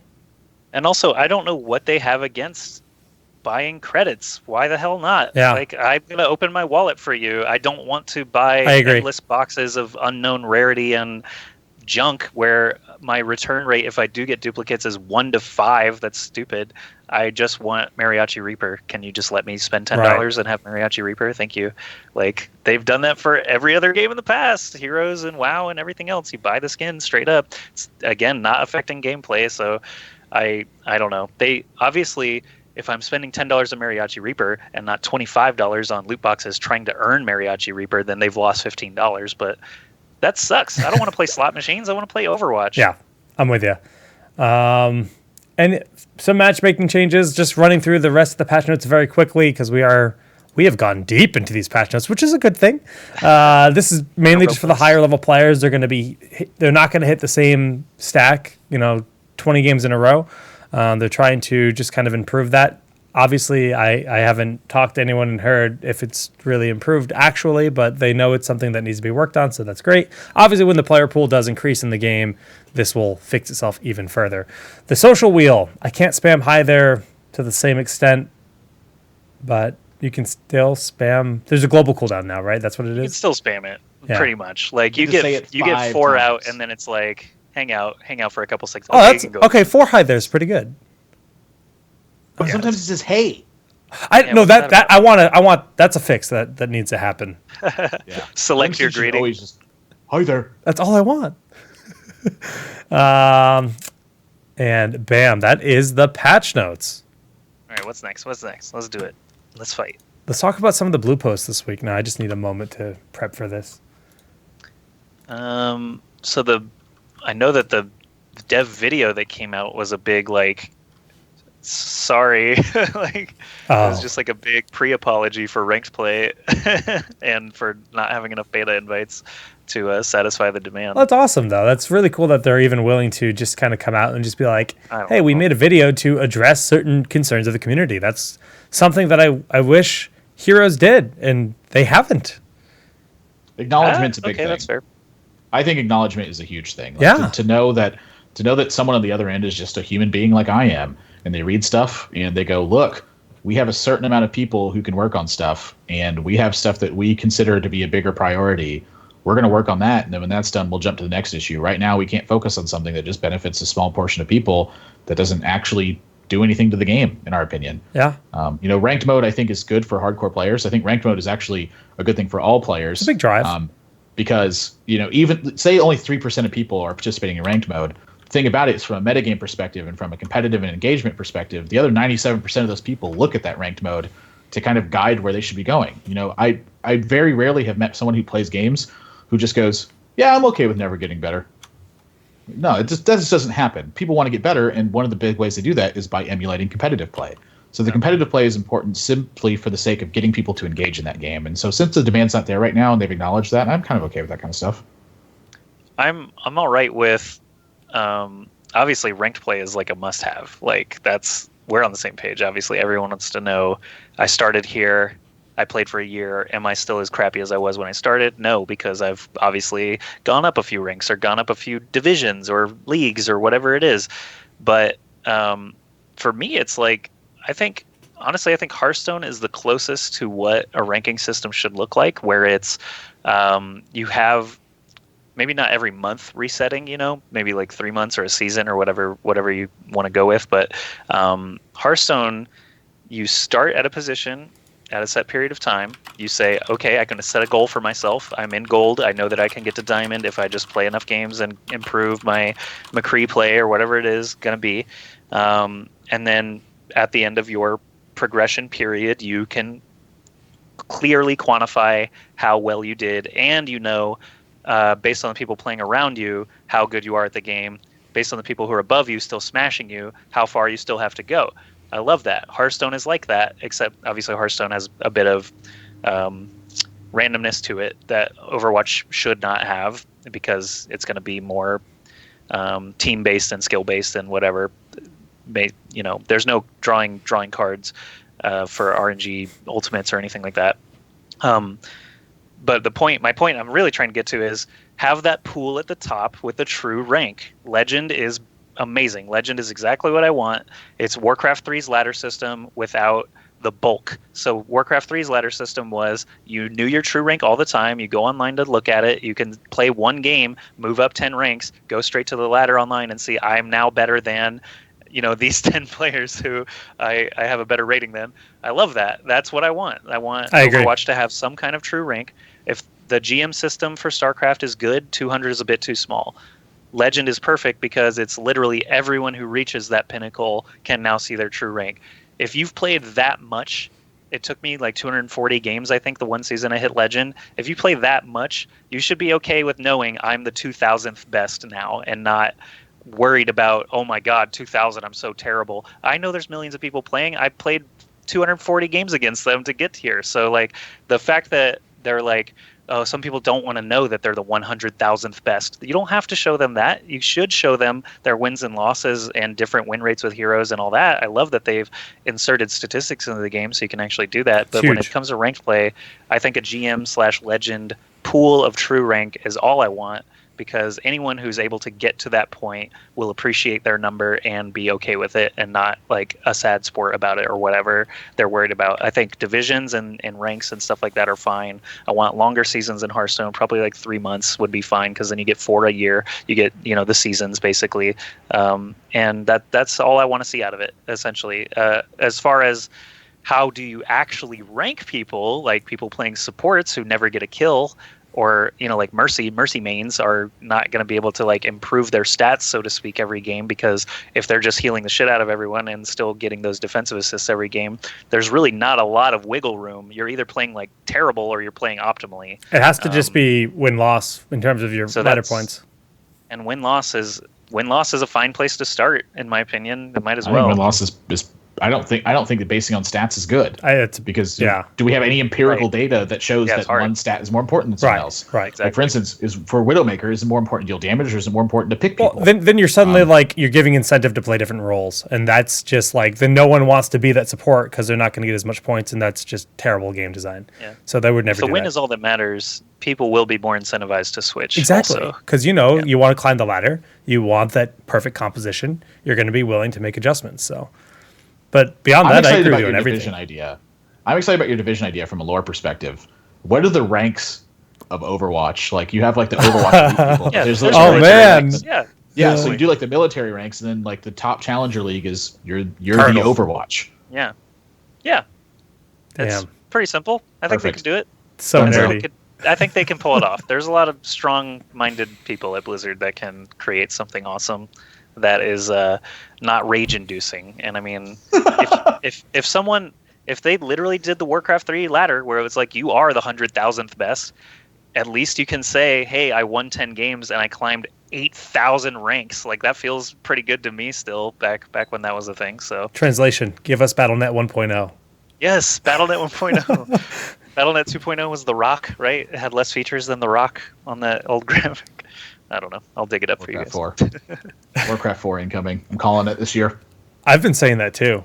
I have a whole theory I explained on my stream recently, but we're not going to go through that right now because it's like the most speculative thing in the world with like all these random events that happen. I'm like, this means this means this means this. Anyways, beyond that, matchmaking, they're working on it. But one of the cool things I just need to commend Jeff Kaplan and the entire Overwatch team is not only did they make this video addressing concerns, but like they're just straight up like coming out and apologizing, saying, you know what, we wish we could have redone our approach to the way we've gone with beta so far. We probably should have called it an alpha just to lower the expectations for the beta invites, because betas, here beta, and a lot of people perceive beta as early access. If you look, I mean, not necessarily for Blizzard games, but for games in general, that's kind of how it works. If we look back at like the last couple of years of Blizzard releases, Hearthstone, they were doing Hearthstone giveaways and streams. This propelled Hearthstone to be a very commonly watched game, and it helped Hearthstone immediately like launch into a top title on Twitch, which was cool. But it also created a lot of controversy where people got banned and they got scammed out of keys, and they tried to buy keys and all these key selling and all these things. So there's a lot of drama with that. So they backed away from that. They went out with Heroes, which Heroes had a really long, really early alpha process. Also not perfect. A lot of people would criticize that it was just kind of flawed. And Overwatch, it feels pretty good, but if you're not in, it feels terrible.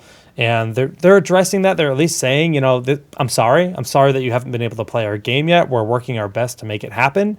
We probably should have labeled it a little bit differently, but I guess at least the community has the fact that they can say, well, it's only 3 more months at a maximum before this game is out, because they've promised the game's launch by June 21st, which is kind of really cool. Like it gives you hope. You know that there's a maximum time of waiting. So release dates also do that though. I feel like the whole beta thing is like so overblown because like at the end of the day, an invite system, they like I don't know anything about their process for selecting people, but ideally they're going to select people who are going to play the game a lot and give valuable feedback.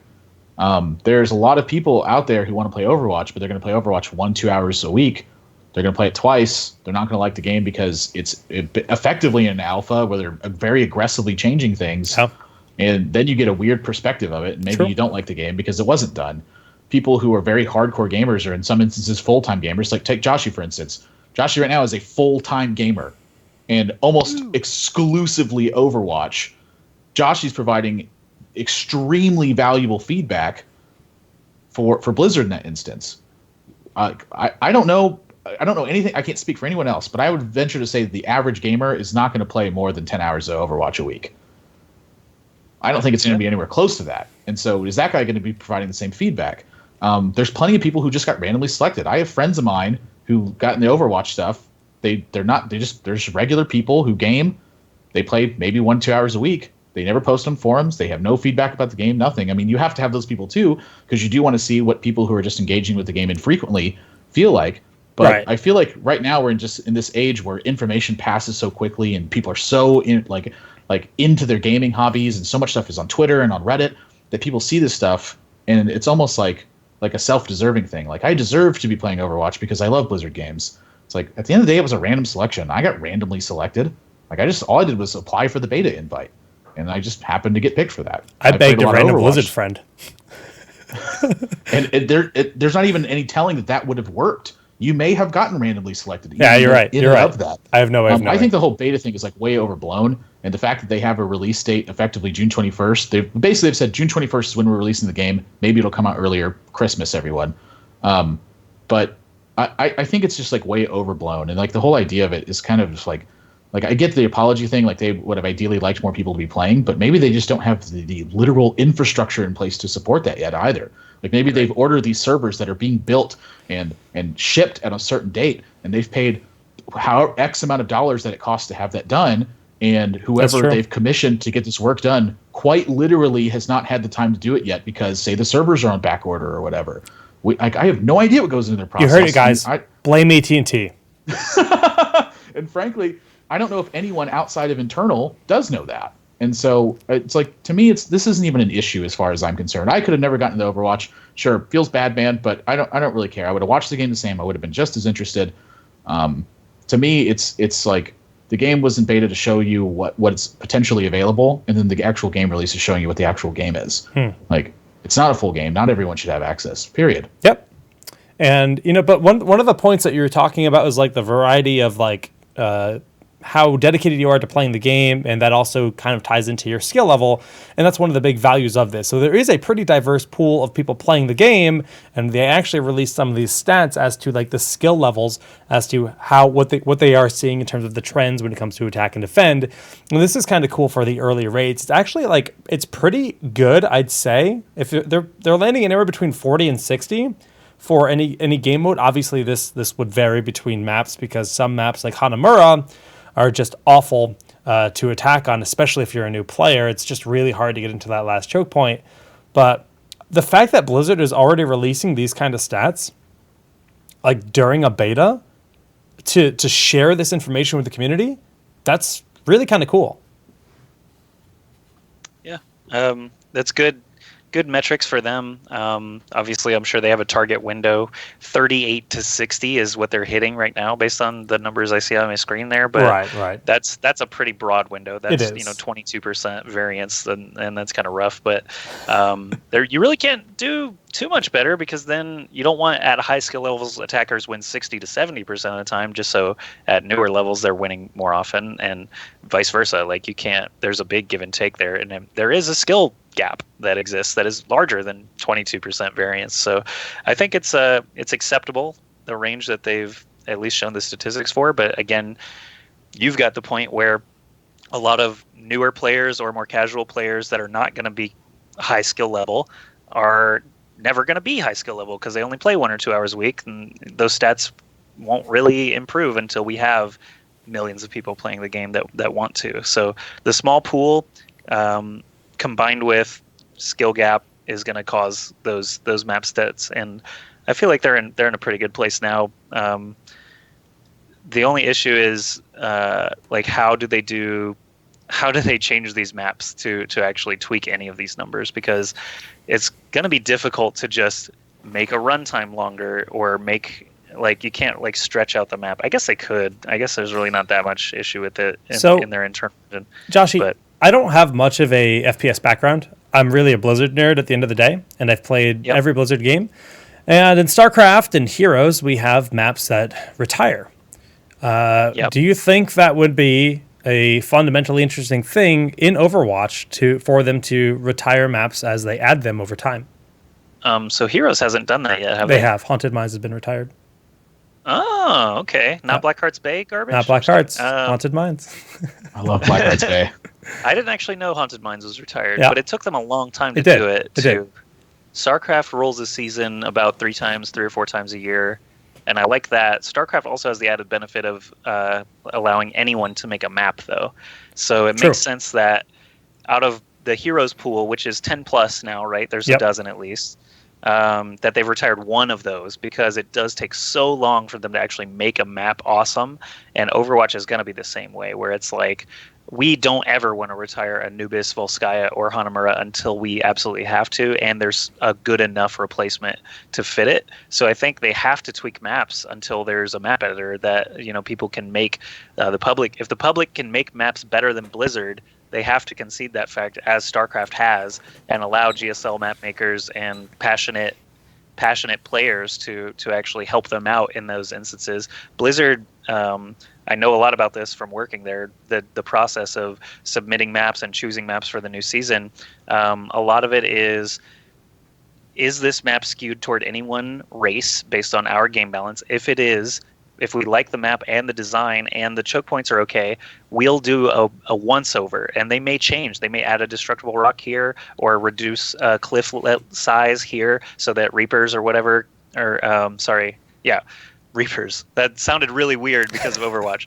Anyway, Reapers can't climb these ledges and get into the backline so easily, or whatever it is. So Blizzard can take another user's creation and make it better. Overwatch, ideally, in the future, will have some kind of map editor, even if it's just, even Halo Legos. has it. If it's like Mega Blocks, where you only get huge structures and not like complete palette control and all that, they can at least introduce something where pro players or pro map designers can at least give their suggestions and allow them to be tested, and allow Blizzard to see, oh, we didn't think of that, or oh, that's a great idea, we should implement that to our own maps, whatever it is. I think maps getting stale is going to be a problem, because now that I have over 1,000 games played, as soon as I land on Hanamura, my hands go up in the air and I'm just like, pick whatever, because I don't even care. This map, like, I've played it legitimately enough times to know that it doesn't matter if you're playing it legitimately, because rolling ults is the only thing that matters. So now if I get the double cap maps, I literally just go free for all with it now and just play characters that I don't normally do, because the map itself feels so bad to try really hard and then get wiped. Literally like 2 deaths, you can lose a map, and that just feels horrid to a high level player. Admiral, any thoughts on the idea of maps being expired? Yeah. So, if anything, I think the big lesson to take from here is from Counter-Strike, where the same competitive maps have been used over and over and over and over again, to the extent to where little tiny tweaks and balances create the map being more dynamic, having different kinds of entry points. And obviously Counter-Strike is a different game with like smokes and flashbang grenades and stuff like that. But with Overwatch maps, you're going to encounter sort of the same problems, where certain characters just can't be used on something. Pro players are going to discover very, very effective strategies that punish map design. And so you need people who can actually toy with these ideas and really change these map dynamics over and over again. Like, it's fine for the map to change. Like, how many times has Dust 2 changed over the past couple of years? The layout is basically the same, but they've added boxes here and there, and like taken away poles here and there, and like shortened like windows in certain spots and widened windows in certain spots and that sort of thing. And little tweaks and balances like that can make a big difference. Like, imagine you give Widow a really great spot to peek where you open up a gap by 100%. Suddenly, she now has twice the amount of time to react to something and shoot somebody, potentially pick off a healer, maybe getting somewhere, or vice versa. Maybe defense has like a really great hiding spot where they can put like a Torb turret that's kind of hard to access. Like I picture that truck on Volskaya, for instance, the way that it's diagonally placed. What happens if you just turn it like 40 degrees? Does that change the map at all? Well, I mean, little stuff like that can literally mean the difference between a map being fun to play and balanced and it being imbalanced. And there's no way to know that unless you actually try that sort of stuff. So to have some sort of custom map editor like that, I think that's a good thing. But then like really hard to determine do we want to make our own Blizzard maps? Do we want to have the submission thing like that? That's a tough issue to balance. But I think ideally community sourcing stuff is a good idea. Yeah, that's a whole nother story for sure. But fundamentally, I mean, you have to come back to the drawing board and say, look, Overwatch is kind of like CS:GO or a traditional shooter meets a MOBA. So it's definitely fundamentally rather different. We don't know if there's going to be heroes added to the game over time, which is going to continue to change the game. So I don't know. Would you prefer that they just tweak the existing maps, or would you prefer that they continue to release new maps over time? Because in theory, that could be bad for competitive, for sure, because that's just kind of flips everything on its head. But at the same time, it's a new experience, which is something to look forward to. It's almost like, oh man, a new map came out, a new game mode came out. It's like the same idea. Well, it's totally fine with me to just do both. I mean, when Beta Phase 2 came back, they added the control point maps, and we played them for like 5 days before the first tournament included them in their map pool. And some teams opted not to play because they just either didn't like the map yet or didn't understand it fully enough. And that's an option that players have, entering tournaments or not. But also, like Anubis as a double cap map, I still prefer over the other two, literally only because there's a line of sight blocker on the capture point. Yeah.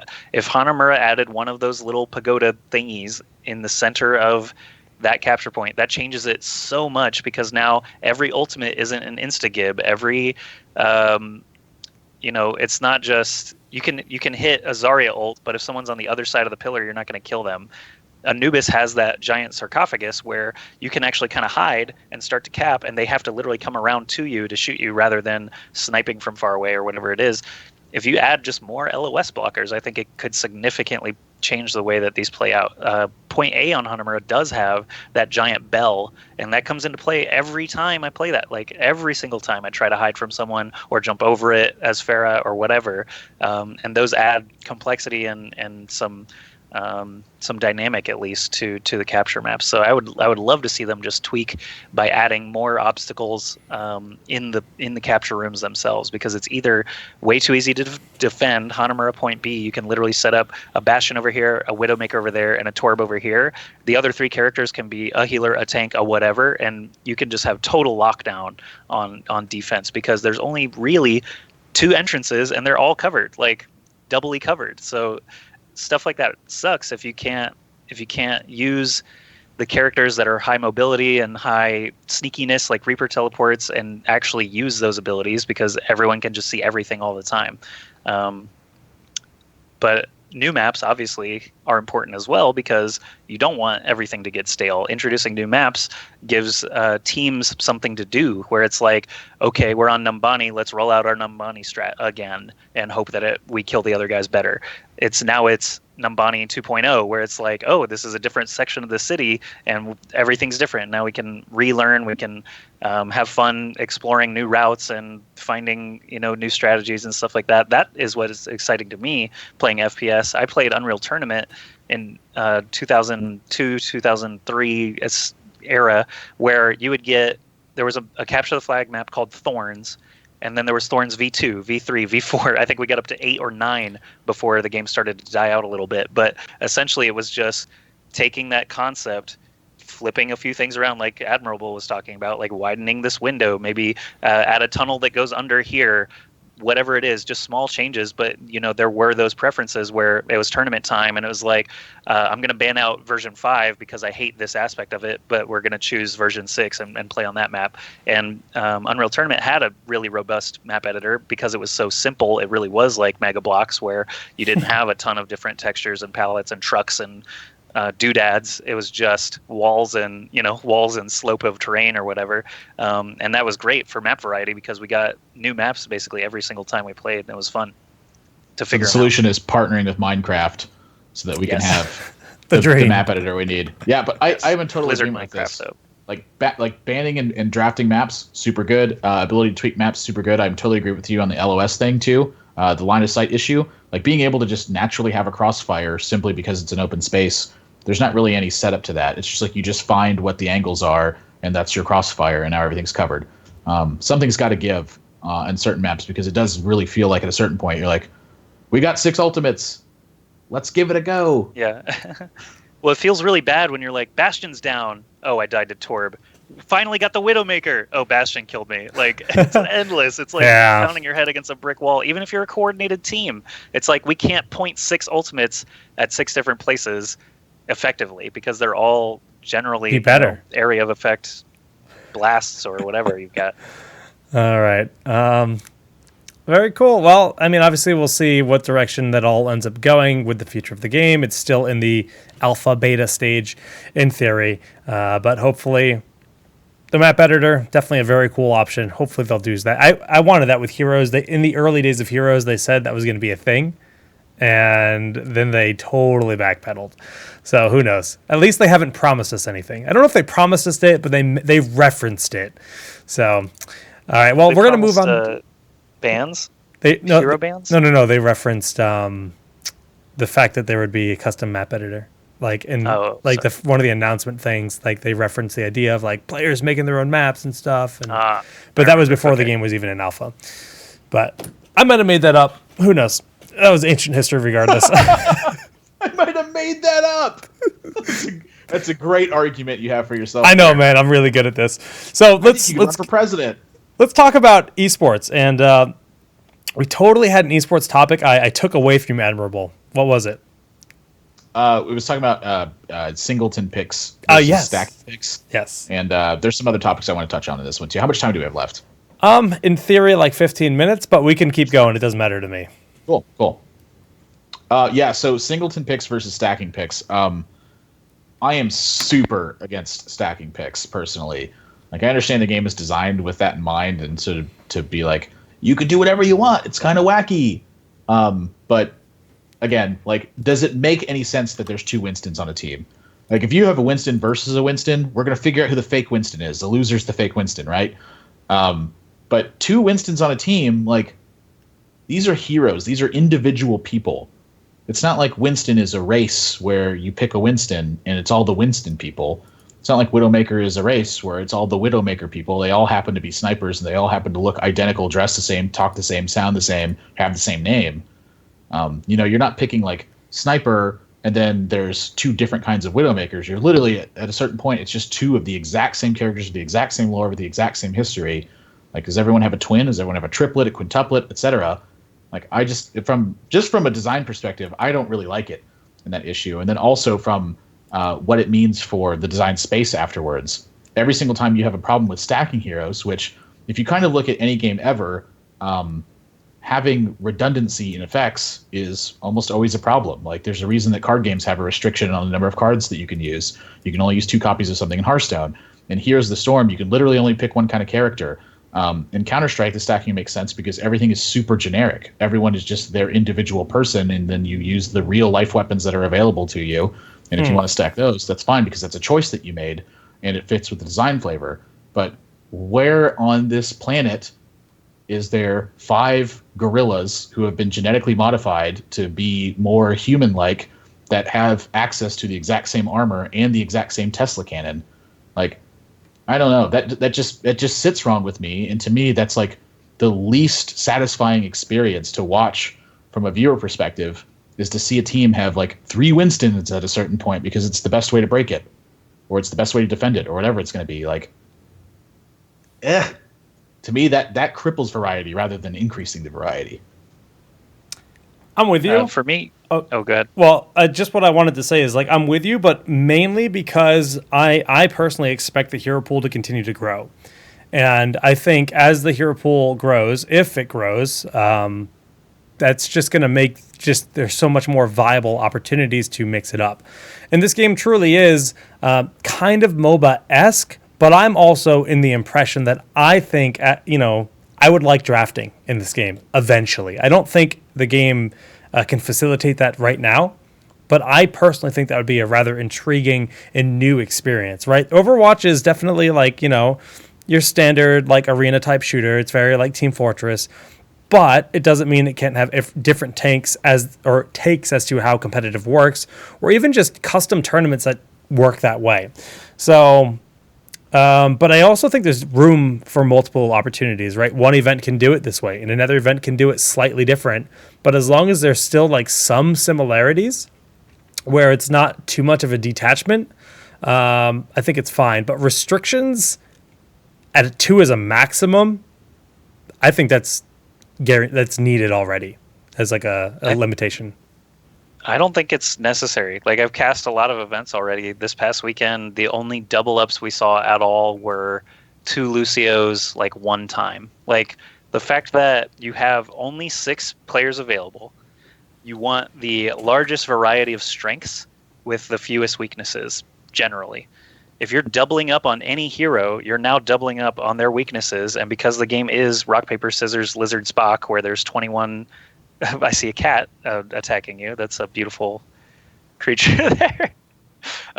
Anyway, I feel like doubling up on weaknesses is definitely going to hurt unless you need the full strength of 2 Lucios or 2 Winstons or whatever it used to be, which now they're nerfing because they don't necessarily want you to have to pull out 2 Lucios or 2 Winstons. I think that's fine. And like something like a double Zenyatta strat or double Widowmaker strat could actually be a feasible thing to help clear a choke point, and then you swap back to something else. I feel like restricting characters also kind of sucks for just the regular game. If you go online and play and you're like, I'm going to shoot rockets all day, and every time you load in, there's already a Pharah locked in. It's like, I'm not going to shoot any rockets all day. Like, that sucks. That is also could be the difference between a ranked and a non-ranked mode, though. That's fair. Like, you could also have 2 different queues. Like Hearthstone has multiple different queues coming, right? But not all of them are pivoted towards, this is the competitive mode. I feel like the ESL tournament that we saw was very, very similar to the Ghosted Gamers weeklies that we've been seeing, where you want that full variety. You want generally 2 tanks, 2 healers, 2 attackers, but then, you've got flexibility. If you need, let's say you're defending King's Row, you're playing Symmetra, they just killed you and one of your teammates before you can put your teleporter out. If you swap to Lucio and speed boost you and your teammate back to the point, you might save A. If you stay as Symmetra, or you can't be a second Lucio to provide that speed boost, you might just lose A, and I don't feel like that's better. I don't know. I always make some good arguments. So the draft style that I had come up with on my own, that I thought, like, if I was to create my own event and I was dabbling with various rule sets, is basically each team would draft 9 characters, and they'd be restricted to those 9 characters, and they can swap however they like, but they can only have one of each. Right? That's like one of the ideas I had. So their pool is restricted to this. This is, again, a concept for the future. I don't think it's right for the game right now. But I definitely think there's definitely room to try that out as the hero pool expands. Currently, the hero pool isn't really that big. I mean, it's big, but I don't think there's any need to really restrict it too much. I think it's probably fine how it is. But you're already seeing, I mean, we had this graphic last week. Do I still have it? Like, ESL is already doing this. You're restricted to 1 hero per team. And I'm curious, Joshy, have you talked to like a variety of the pros as to like their opinions on this? Like, are they boycotting ESL? Are they only playing in other events? It's a mixed bag, just like it is right here on our show. I've seen arguments both for and against, but it seems like to me most of it's coming from an aspect that I don't think should be considered, because I think I'm firmly in the pool of strategy options, more the merrier. But the argument that keeps coming up in like the Discord chats and stuff is that it's confusing for viewers, which is solvable, I think. And that viewers don't want to see, like 2 weeks ago, we had the double Reaper, double Lucio, double Winston show up multiple times. 2 of those characters got nerfs in the last, in the very next week or whatever. But they also got countered immediately. In the scrims the day after the tournament, they figured out Junkrat breaks Winston shield super effectively. Winston can't get to Junkrat. perfect counter. No one's running double Winston, double Reaper, double Lucio, even a day after the tournament. It's like the surprise element. We've worked on this strat. We cooked it up. It worked for a day because we doubled up on whatever. I like that. I think it's fine. Yeah. People are saying it's boring watching 4 raging monkeys slapping each other around. I don't think it's boring. I think it's awesome. So I totally. Admiral loves it. It seems like tournament organizers are still wishy-washy on it because they have an incentive to provide the best show, while players have an incentive to play the best game, and the best game might not always be pretty because of game balance and map balance. So if the issue is game balance and map balance, I don't think that viewership should trump strategy in that.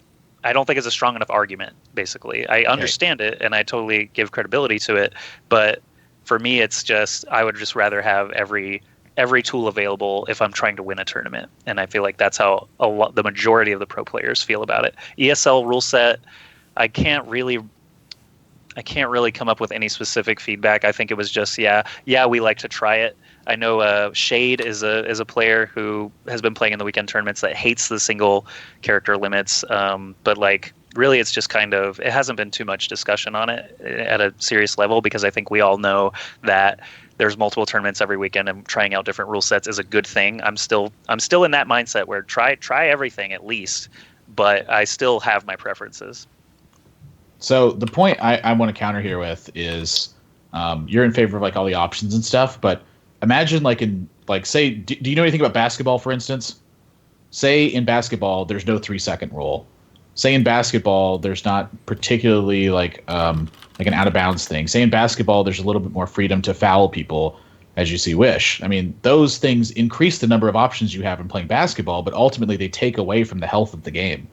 And so I think that when you don't have a rule structure in place other than here's the game design go, that you can degenerate to certain points where you get double Reaper, double Winston, double Lucio, which would be, in my opinion, miserable to watch.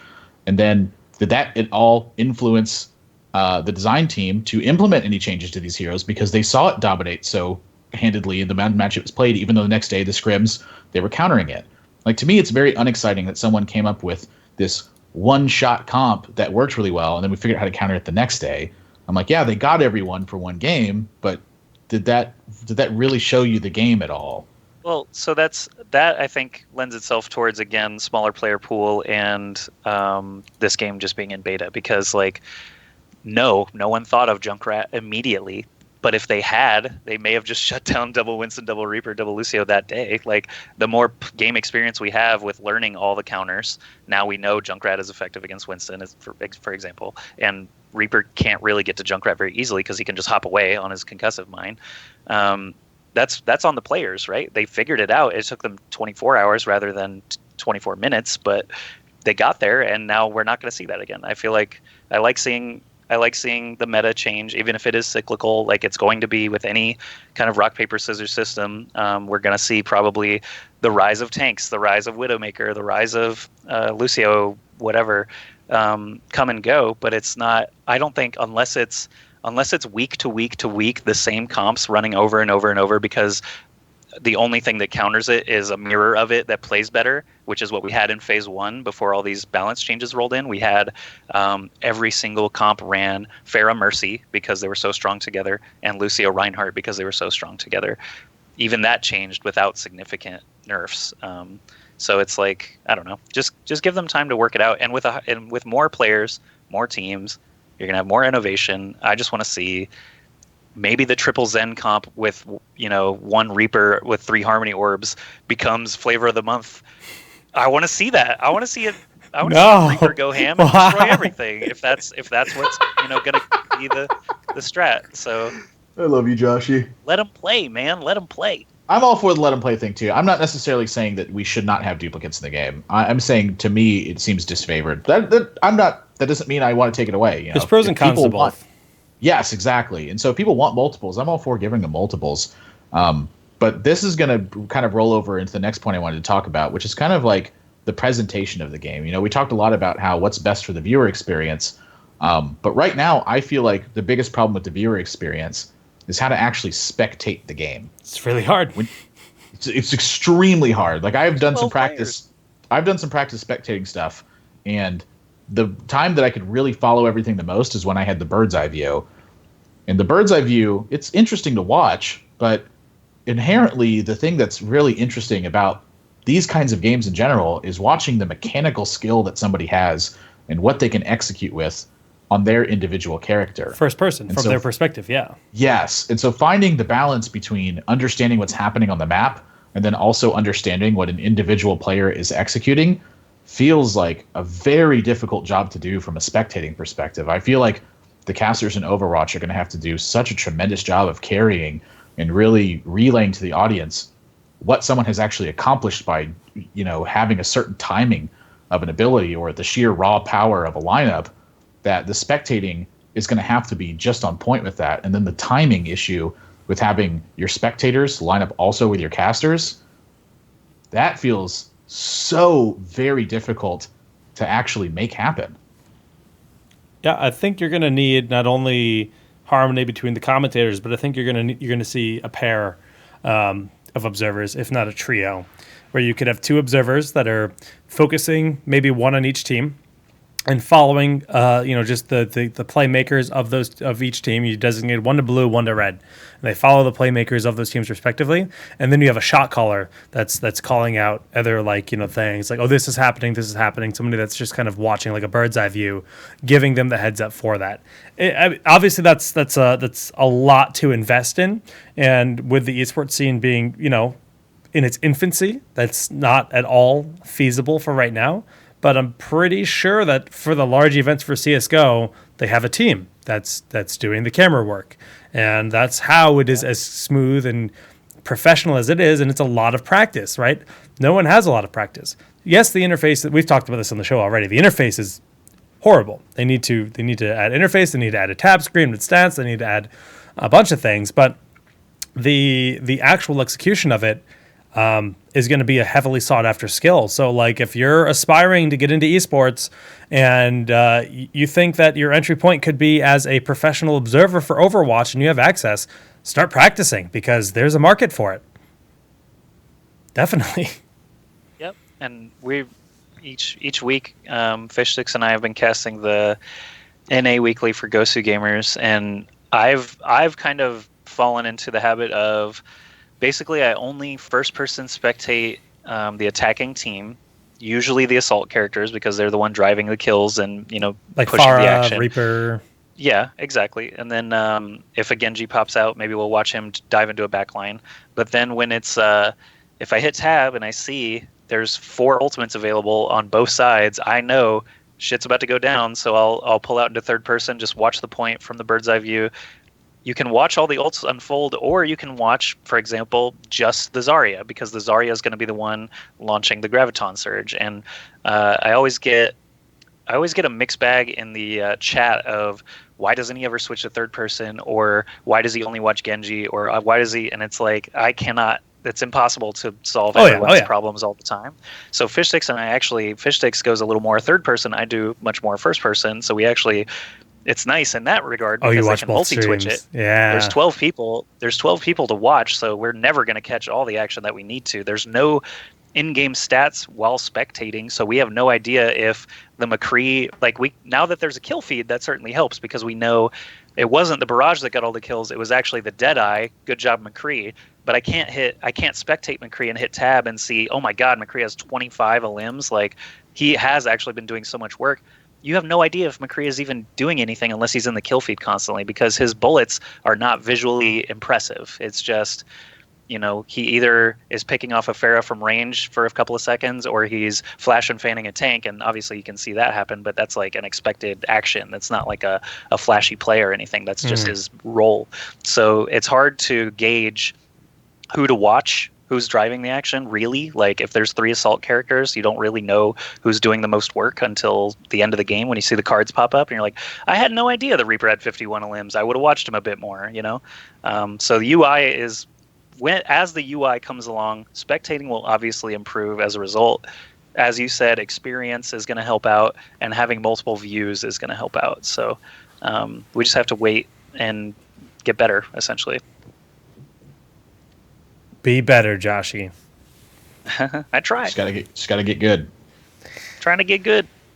It's definitely going to be a challenge, that's for sure. It's not like spectating Hearthstone where you link up two computers and call it a day, right? I mean, actually, Hearthstone spectating, I can't believe it doesn't have a true spectator client yet. The casters have to carry so much weight in the Hearthstone casting because it's such a very different game to approach too. Like understanding how players think is paramount to it. So when you're watching someone play that you're not familiar with, it's like I have fallen victim to this so many times where I talk about like options and great plays that players have available and things like that. And I have gotten away from that style of casting because I feel like it's too narrow-minded.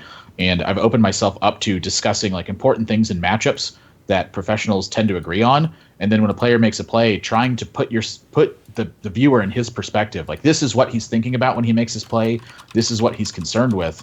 Like watching the game, in terms of like how it looks and all of that flashiness, it's so much less important in Hearthstone, and so much more is put onto the caster's shoulders. Yeah, that's true. In that perspective, it's definitely like a completely different world. Like when you and I did the Heroes event, for instance, that was the first Heroes event I cast.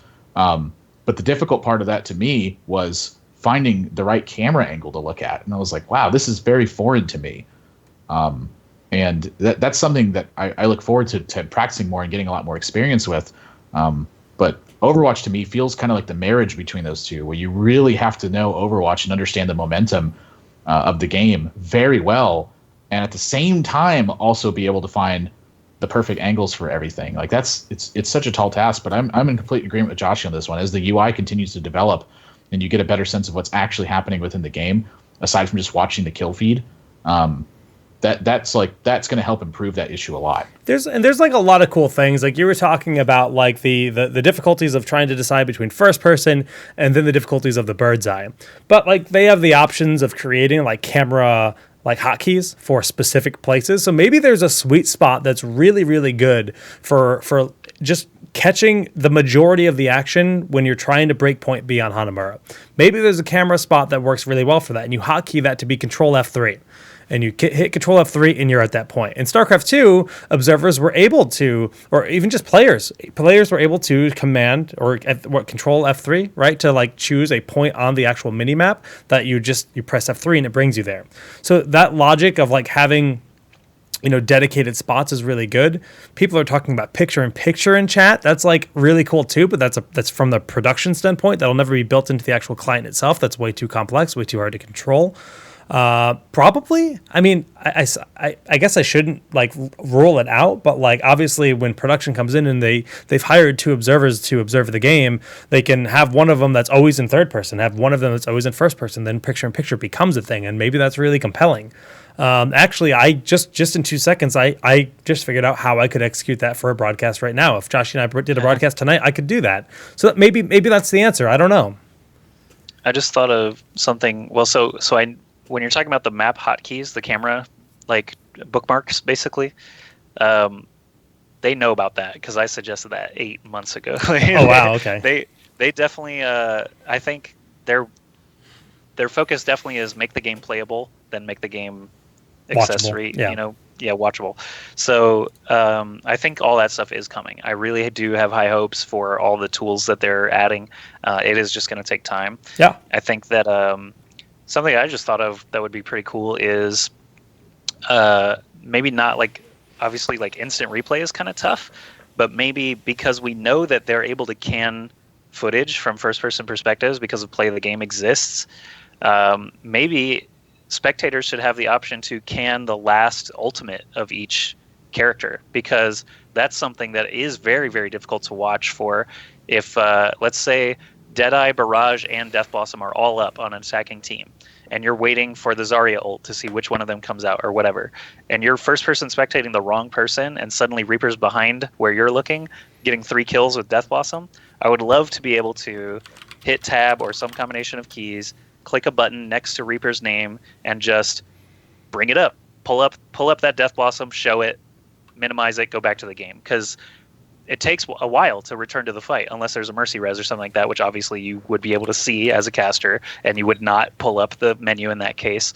But like, yeah, it takes time to get back, and you being able to rewind specific game moments like that could be really, really good for watchability and understanding what's happening. I think that would be pretty cool, but I don't know how hard that would be to implement. Cool idea. That'd be super sick to be able to just like so your hotkeys are like F1 through F12 for the characters, to just be able to like control F4 and watch the last ultimate from that character. Oh, and that'd it literally be dope. brings it up like the same thing of that kill cam. Where, Yeah, like, control I think that'd F4 be like sick. 1.5 seconds before the camera, like you see him approach, and then like I'm going to mixed Ovaltine, and then like the thing flies in and everyone gets pulled into the center, and like you watch all the action happen. Like that would be like the ultimate thing for a spectator to be able to utilize. You know, like you have a director who goes, okay, take 3 when the guy has it ready for it, and then the guy presses Control F3 and he goes, okay, push 3. And as they push screen 3 onto the main production, and you get to actually see that happen, like in a dead spot where like a team got wiped and there's just payload movement. Yeah. So then you watch the ultimate, and then the analysis gets done. That's actually like that's a brilliant idea. Would be really cool. That'd be really cool. I love that idea. But obviously, these are all things that will take time, like Joshi said, and I think there's great promise, but a lot of mountains to climb when it comes to broadcasting Overwatch. Both on the broadcaster side and the Blizzard side of developing techniques and just functionality. But I gotta say though, I'm enjoying watching the events. I find it's gotten a lot better. Joshi, your guys observing, like the style has gotten. Some of the early events were almost purely third person, and I hated it. I had to do it because I didn't know what the hell was going on. Yeah, I know, but it was, but it's gotten it's a lot more enjoyable in my opinion.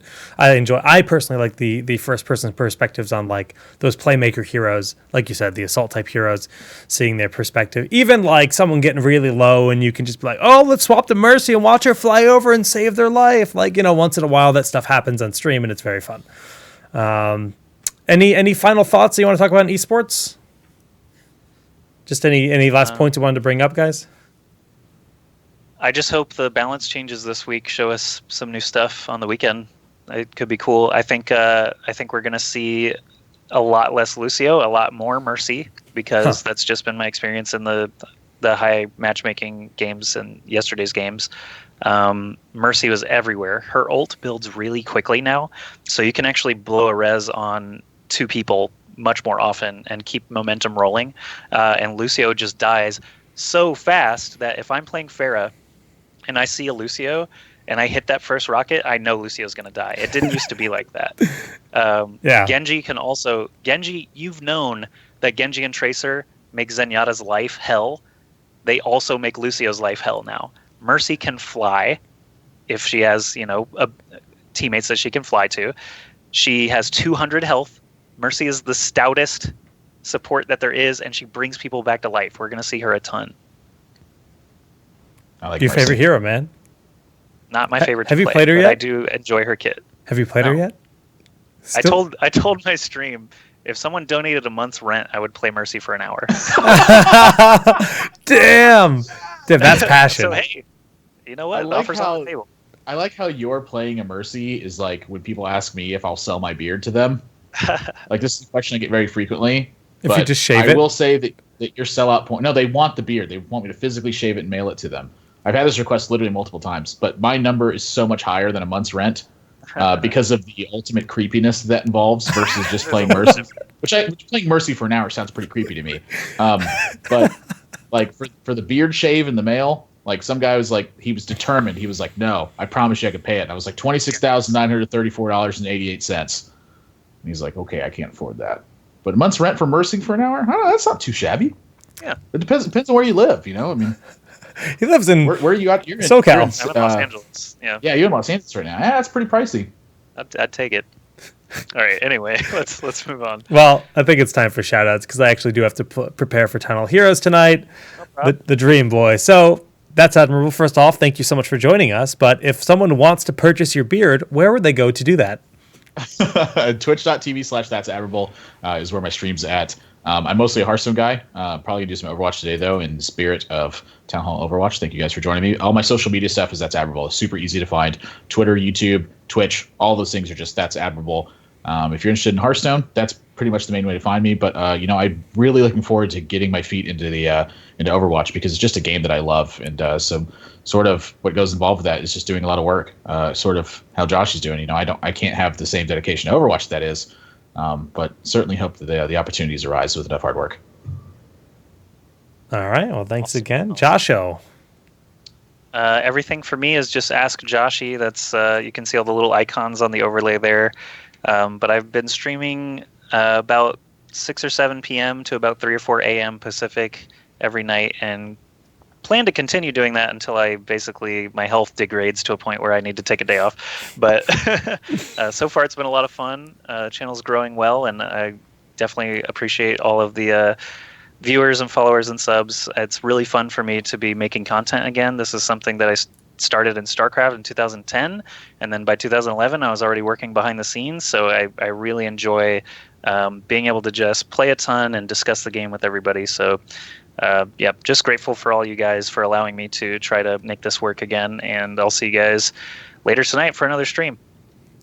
Alrighty, well, just a big shout out to everyone for tuning in to our 3rd episode. We've had 3 really good discussions for a game that is super, super early, and I'm just ecstatic to see it keep growing and to see the community expand. If you're still waiting on your beta invite, keep in there. Keep on holding on, guys, because they did send out a bunch more last night. So that means they're, starting to expand the infrastructure that we talked about, and hopefully your invite will come soon.